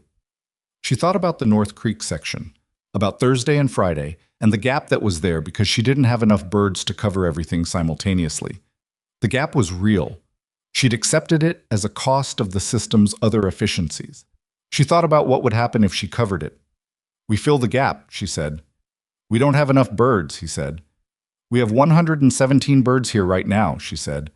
"The McAllister section is stable enough to run without coverage for a week. Bring those 22 back. Add them to the Thursday-Friday North Creek rotation. That leaves McAllister unprotected. McAllister's pasture is in the second recovery phase," she said. "The tick population is below the crisis threshold. He'll hold for a week. I'll talk to him." Owen took the map. He was already adjusting, already calculating the new sequence, the pencil moving across the paper with the quick certainty of someone for whom the map had become as familiar as his own hands. She stood in the yard with the folded note in her pocket and looked at the property, the birds, the paddocks, the rough and functional structures of 2 years of work, and felt the weight of it. Not the burden exactly, just the weight. The way things that matter weigh something. She'd built this. From $2 and a crowd of people laughing. She'd built it piece by piece with bad hands and worn boots and a 13-year-old's help, and it had become the most important thing in the valley at the moment when the valley most needed an important thing. Victor Ashcroft was not going to dismantle that by mapping the gaps, because the gaps were hers too, and she was going to close them herself. She went inside and wrote a letter to each of the council members except Victor, Harold Finch, Terrence Webb, and the 2 others, outlining the situation clearly and without drama. She described the crisis. She described the boarding arrangement and its outcomes. She described the rotation system. She attached a copy of Owen's map, the full valley version, with the tick corridor data and the farm-by-farm deployment record. She did not mention the note. She did not mention Victor directly at all. She simply showed them, on paper, what her operation had done and what it was continuing to do. She let the record be the argument. The letter went out on Thursday morning. By Saturday, she'd had responses from 2 of the 3, which in valley terms was fast. The Bertrand family sent a wagon to her property on Sunday afternoon, not for birds and not for boarding. They sent it with the family's teenage sons and a note from their father asking what work needed doing on her property and whether they could spend the day helping. She stood in the yard and looked at the two boys, 16 and 14, big and slightly uncomfortable in the way teenage boys are when they're trying to be useful and don't know exactly where to put themselves. The east paddock fence needs repair, she said, and there are 6 posts on the north line that have been shifting. Owen will show you. Owen appeared from the barn with the expression of someone who'd been listening. He looked at the two boys and then at Brinna, and then he picked up the post hole tools without comment and led them to the north fence line. She watched them go. Owen and the Bertrand boys, already talking, the older boy bending down to look at something Owen was pointing to on the ground. The valley was changing its shape around her. She could feel it the way you feel weather coming, something in the pressure of things shifting. She went back to work. There was always more work. What she didn't yet know was that Victor Ashcroft had also spent the week making preparations, and that his preparations were further along than the drop note had suggested, and that the confrontation she'd been building toward for a year was going to happen in a public room in front of everyone who mattered, at a moment she hadn't chosen and couldn't have entirely planned for. The council meeting was called for a Tuesday evening, which gave her 3 days to prepare and not nearly enough time to feel ready. The notice arrived through Terence Webb, written in the careful, neutral language of official correspondence that managed to say very little while implying a great deal. The council wished to discuss the ongoing tick crisis and the community response. All interested parties were encouraged to attend. It was signed by 4 of the 5 council members, which meant it had been called without Victor's name on it, which meant either he'd abstained from the formal process or he'd been outvoted on the framing, and either way she found it notable. Harold Finch sent a separate note the same afternoon. 3 words. Come prepared. Bring Owen. She sat with that for a while. Owen was at the property when she showed him both notes. He read them without comment. Then he went to get his notebook. Not the map, the written one, the 100 pages of observations and records and outcomes, and put it on the table between them. How much of this should we bring? He said. All of it, she said. He nodded and started making a clean summary, rewriting the key data in his careful hand onto fresh pages. She worked beside him, pulling dates and outcomes from her own records, organizing the farm-by-farm account of what the rotation system had produced. They worked until 11 at night, and then she made him sleep because he was 13 and she wasn't going to bring an exhausted child into a council chamber regardless of how useful his mind was. She didn't sleep well herself. She lay in the dark and thought about what Victor was going to do because she was certain he was going to do something. And the thing about Victor was that he was patient and methodical right up until the moment he wasn't, and she'd been watching long enough to know they were close to that moment. The community hall in Ashridge Valley was a long, low-ceilinged building that smelled like dust and lamp oil, and decades of people sitting in it talking about problems that had since resolved themselves or hadn't. It held about 80 people if they were willing to stand at the back, and on the Tuesday evening of the meeting, it held somewhere between 70 and 80, which told her that word had traveled and that the valley understood something significant was happening. She arrived with Owen and with Harold Finch, who had appeared at her property that afternoon with his coat on and his expression set. He'd spent 30 minutes reviewing what she and Owen had prepared and had said twice that it was thorough. Coming from Harold, twice was emphasis. The room was already most full when they came in. She saw the Fenwick brothers against the east wall, Sable Crossett near the front, Rook and Cora Prentice in the third row, Maura Hendricks, Thomas and Clara Deaver, their daughter Jessie between them, pale but present and upright, which made Brinna's throat do something she hadn't anticipated. The Bertrand family had come in force, the father, the mother, the 2 teenage boys who'd spent a Sunday fixing her fence posts. She saw Doris Platt near the middle, and Doris caught her eye and gave a small nod that was the most restrained thing Doris had ever communicated. Victor Ashcroft was already seated at the council table. He looked composed, which told her the composure was deliberate. He'd put it on the way he put on his good clothes, as a statement about what kind of man he was compared to the situation around him. She noticed, though, that his hands on the table were too still. Victor's hands were never that still. She sat in the second row. Owen sat next to her. Harold took a seat at the edge of the council table, which he had every right to do as a former member, and which Victor noticed with a tightening around his eyes that he controlled quickly. Terence Webb opened the meeting with the practiced smoothness of a man who'd chaired uncomfortable gatherings before and had learned to treat his own discomfort as something happening at a slight remove.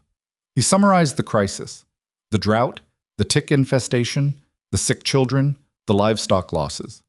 He did it accurately and without editorializing, which she respected. Then he said that the council had received proposals from two parties regarding the management of the recovery effort and the long-term plan for tick control in the valley, and that the meeting was being held to allow the community to hear both and weigh in. Victor went first. He stood, which she'd expected. He was a standing-up kind of man in situations like this. It positioned him correctly relative to everyone else in the room. He was calm. He was reasonable. He laid out what he described as a comprehensive valley-wide pest management program. He talked about resources and infrastructure and the need for organized, centralized coordination of any biological control measures employed across the valley. He talked about the current ad hoc system. He didn't name her, but he held his hand toward her section of the room for a fraction of a second, and people felt it, the current ad hoc system being inadequate for a crisis of this scale. He proposed that the council establish a formal pest management authority, that all livestock movement related to pest control be coordinated through that authority, that any individual operating a flock for pest management purposes within the valley be required to register with and operate under the oversight of that authority. And then he said, smoothly and almost as an aside, that he would be willing to fund the initial establishment of that authority and provide the organizational framework to get it running. In other words, he would run it. He would be the authority. The room was quiet when he sat down. Not the quiet of agreement, more the quiet of people processing, trying to find the seam in something that had been presented seamlessly. Terrence Webb looked at her. Miss Ashmoor. She stood up. She hadn't practiced a speech. She'd decided against it specifically because practiced speeches in rooms like this one had a particular quality that people in rooms like this one had learned to distrust, and she didn't want to give anyone a reason to feel managed. She told them what she'd done, not in abstract terms, not in policy language. She started with the day she'd bought the birds. $2, everyone laughed. Most of the people in this room were there, and she went through it plainly, year by year, farm by farm. She talked about Sable Crosset's cattle in the spring, Maura Hendricks's sheep, Rook Prentice's south pasture, the Fenwick's east herd, the McAllister place, the Deaver homestead. She gave dates and outcomes. She held up Owen's map, the full valley version, the one with the creek corridors and the farm numbers and the deployment sequences. And she described what it showed. She talked about the creek corridors and the drought, and why the crisis had escalated when it did. She talked about the boarding arrangement and the inspection that had found everything in order. She talked about the 141 birds working the valley right now, this week, tonight. And then she said, Mr. Ashcroft has proposed a centralized authority that he would fund and control. I want to ask you to consider what that means in practice. Every family in this valley that has used my rotation system has used it on their own terms. They came to me, or I came to them, and we worked out what was needed for their specific land. The knowledge that makes this system work isn't general, it's specific. It lives in Owen's notebook and in my records, and in 2 years of watching these particular birds work this particular ground. She paused.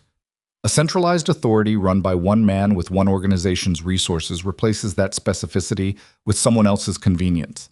I'm not saying Mr. Ashcroft intends harm. I'm saying that the thing he's proposing to manage is not a thing that gets better when it's managed from a distance by someone who hasn't been in the field.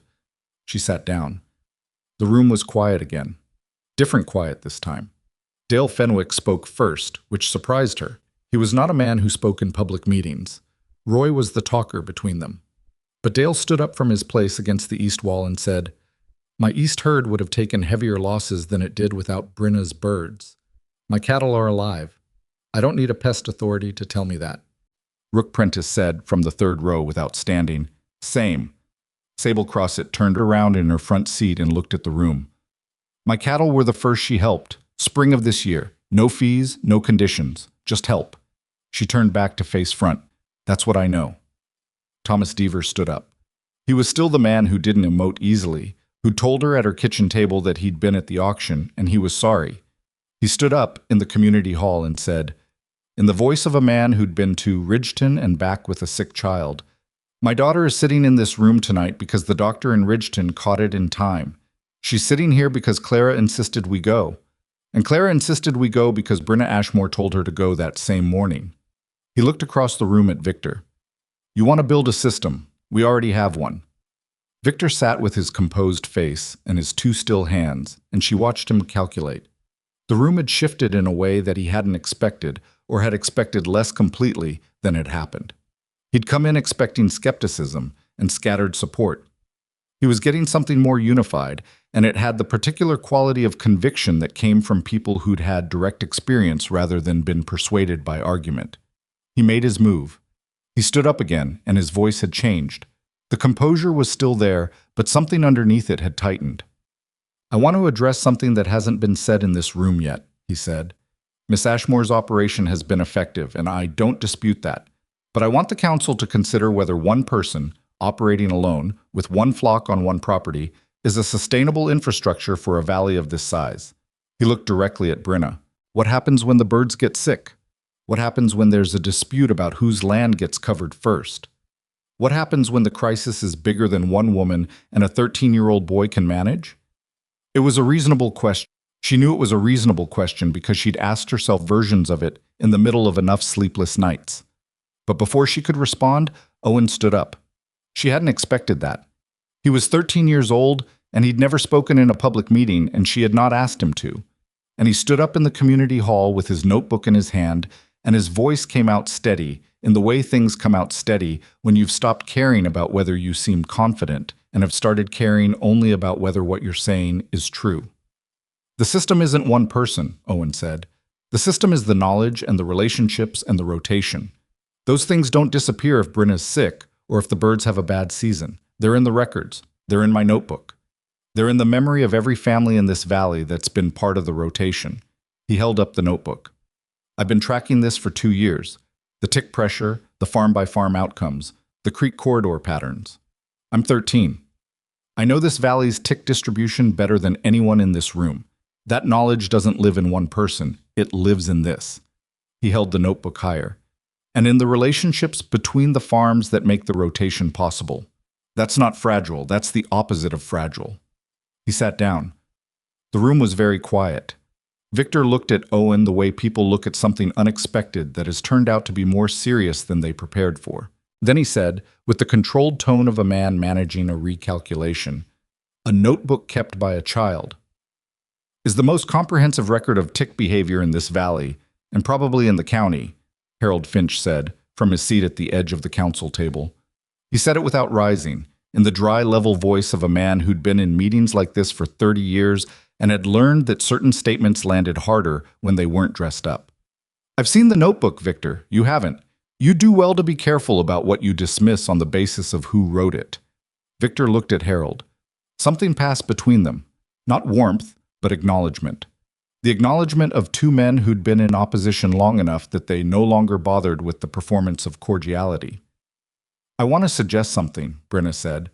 She stood up again, partly because she needed to redirect the room before it curdled into something less useful.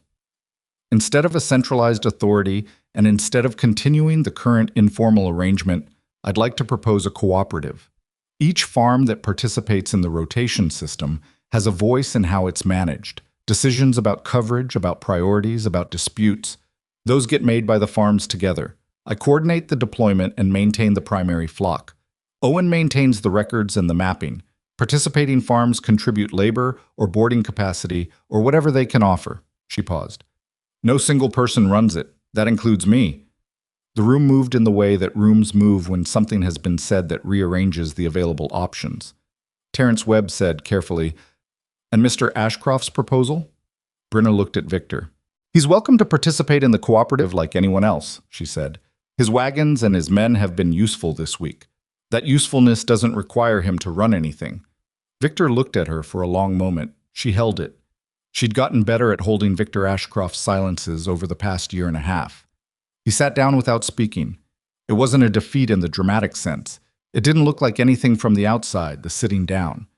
But she'd been watching him long enough to understand that a man like Victor, who'd spent 30 years in rooms like this one, controlling the shape of every outcome, had just encountered the specific experience of watching a shape close around him that he hadn't made and couldn't open. The vote was brief. The cooperative was approved by the room without formal ballot. Terence Webb asked for objections, and there weren't any that anyone was willing to voice, which in Valley terms amounted to consensus. Victor sat through it with his composed face, and she thought, he'll try again. Not today, not for a while, but he will try again because he's a man who doesn't stop, and she understands that about him now better than she ever wanted to. She could live with that. She'd been living with it for a year and a half. After the meeting, the room took a while to empty because people wanted to talk, to each other, to her, to Owen, to the council members.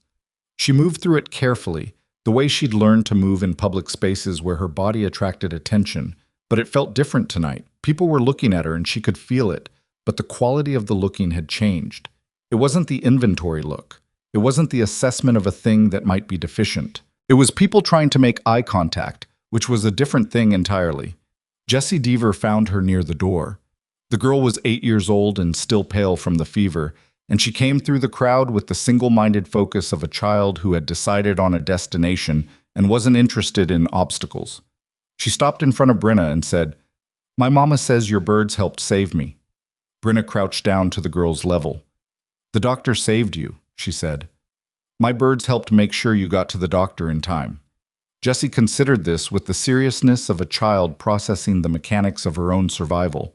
"But the birds helped." "Yes," Brinna said. "The birds helped." Jessie nodded, apparently satisfied, and went back to her parents. Brinna stood back up and found Owen at her elbow. "You didn't tell me you were going to speak," she said. "I didn't know I was going to," he said. She looked at him. He was 13 and he'd stood up in a public room and talked back to Victor Ashcroft with a notebook in his hand, and he looked the same as he always looked, careful, slightly tired, watching everything. "Your uncle's going to hear about this," she said. "He's going to hear about it anyway," Owen said. "He'll hear whatever Doris Platt decides to tell him, which will probably be more dramatic than what actually happened."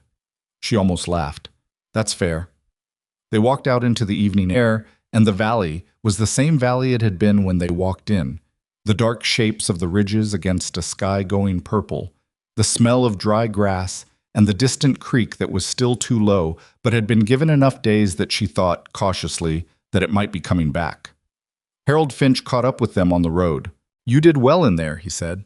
It was the highest compliment Harold gave. "Owen did well," she said. Harold looked at the boy. "Your father would have liked you," he said, and he said it as though he'd known Owen's father personally, which she didn't know and didn't ask. Owen's face did something. Not quite emotion, but the shadow of it, the space where emotion had been and would be again. He nodded once. Harold walked to his wagon and drove home. The weeks after the meeting had the strange quality that follows difficult things when they resolve. Not calm exactly, not victory exactly, but a kind of settling.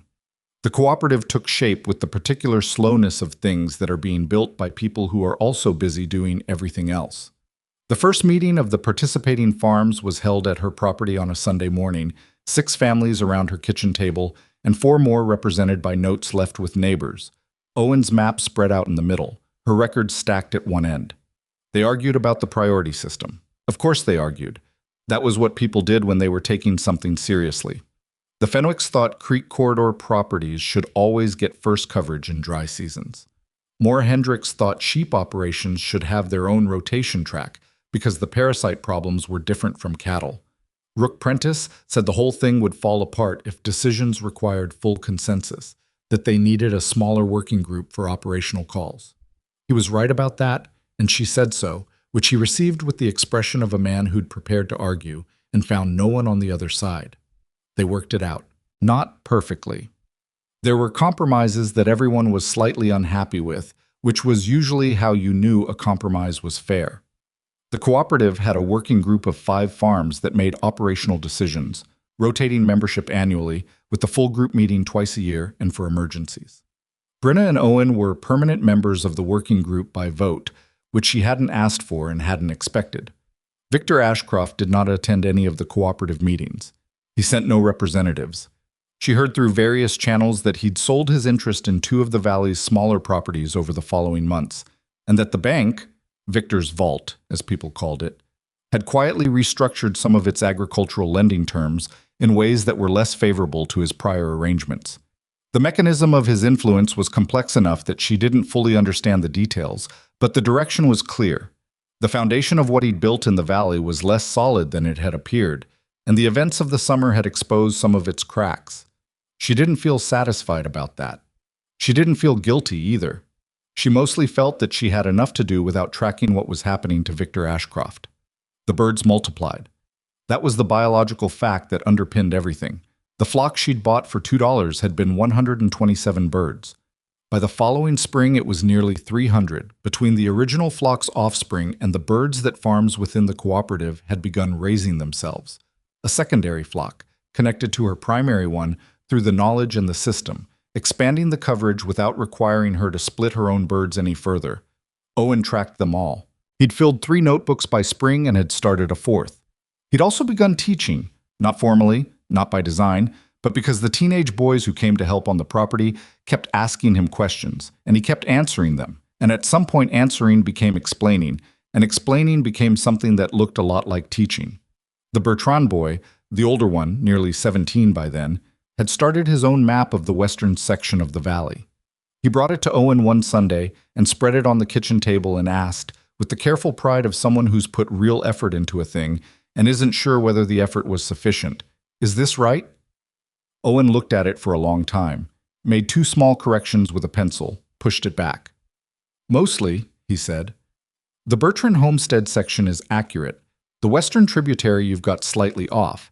The deer traffic there runs heavier in early morning than late afternoon, so the fence line pressure is worse on the north side than you've marked." The older Bertrand boy looked at the correction. "How do you know that?" "I spent 4 mornings watching," Owen said. "Go watch 4 mornings. You'll see it." The boy took his map and came back the following week with the correction made and 2 new observations he'd added in his own handwriting. Owen read them and said, "Good," and moved on, the way you do when the teaching is going well enough that you don't need to make a thing of it. Brinna stood in the doorway watching this and thought about her aunt. About land that gets left to you not because it's valuable, but because it's the only thing there is to leave. About what you build on it when no one thinks you can build anything. She thought about the auction, the $2, the 127 birds that screamed the whole way home.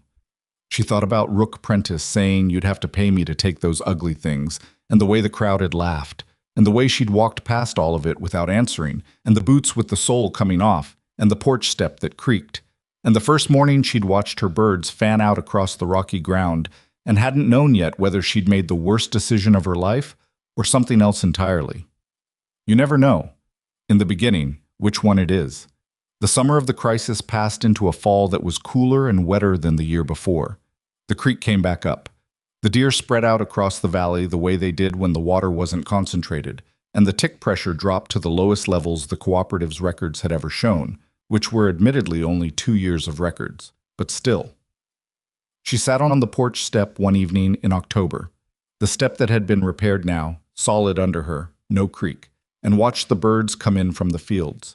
Nearly 300 of them, streaming across the dry grass in the orange evening light, making their particular sound, the sound that had once embarrassed her to drive home through the valley, because people laughed at it. She didn't need anyone to tell her the sound was valuable now. She'd known that before anyone else had. Owen came out and sat on the step beside her. He'd grown over the summer, not dramatically, but measurably, the way boys that age grow when you're not quite watching, and then suddenly you are. His uncle Hal had come to 2 cooperative meetings, which was Hal's version of a significant shift. He'd sat in the back and listened and hadn't said much, but he'd been there, and afterward he'd told Owen, in Hal's particular way of saying things without quite saying them, that the mapping work was good work. Owen had told Brinna this with the same flat voice he used to deliver information, not making anything of it. She'd made something of it privately. "The Deaver girl came by today," Owen said. "I know," Brinna said. "I saw her." "She named one of the juveniles." Brinna looked at him. "Which one?" "The small one with the dark marking. She named it Doctor because she said it helped save her." Brinna was quiet for a moment. "That's not how naming works," she said. "You name them for personality." "She's 8, Owen said. "She gets some latitude." Brinna looked at the bird in question, smaller than the others, with a dark stripe across its helmet that made it look slightly formal. It was walking along the fence line with the same methodical seriousness that all of them had. Same work, same pattern, Same daily attention to the invisible things in the ground. "Doctor," she said. "Doctor," Owen agreed. They sat there while the light went and the birds settled and the valley went quiet. In the way the valley went quiet at the end of a good day. Not silent, never silent, but the sounds were the right sounds for the hour, and nothing in them said trouble. She thought about what Harold Finch had said about her aunt's land. Rocky, poor drainage, not worth the trouble. She thought about what Victor had said about things changing when someone works them. She thought about what she'd said to Owen in the beginning. Paying attention is the only real education I've ever trusted. She still believed that. More now than then, if that was possible. The cooperative would run its tick assessments in the spring. Owen would train the Bertrand boy, and whoever else came along. The birds would hatch another generation. The creek would run, or it wouldn't, and if it didn't, they'd know earlier and respond faster than they had this year, because the knowledge was in more hands now and the hands were ready. She wasn't done being afraid of things going wrong. She wasn't done making mistakes or working with worn equipment or wondering at 2 a.m. whether the choices she'd made were the right ones. None of that went away just because the summer had gone the way it had. But she'd stopped waiting for someone to tell her she had permission to know what she knew. She'd stopped waiting for the moment when people stopped laughing before she started working. She'd learned that lesson early and expensively, and she wasn't going to unlearn it. The woman they'd laughed at was still the same woman. She hadn't changed into someone more palatable or more impressive or easier to look at. She was tired, and she had dirt under her fingernails, and her boot sole had been repaired twice and would need it again before winter. She was the same woman with the same $2 and the same flock that nobody else had wanted. She'd just kept going. That was the whole secret, and it wasn't a secret and nobody wanted to hear it because it wasn't dramatic enough for the size of the problem. You keep going. You pay attention. You let the thing you know be worth something before you wait for permission. The birds settled into their trees. The valley went dark. Brinna Ashmoor went inside to eat a meal she'd grown herself, on land nobody thought was worth anything, and to sleep the sleep of someone who had work again in the morning, which she did.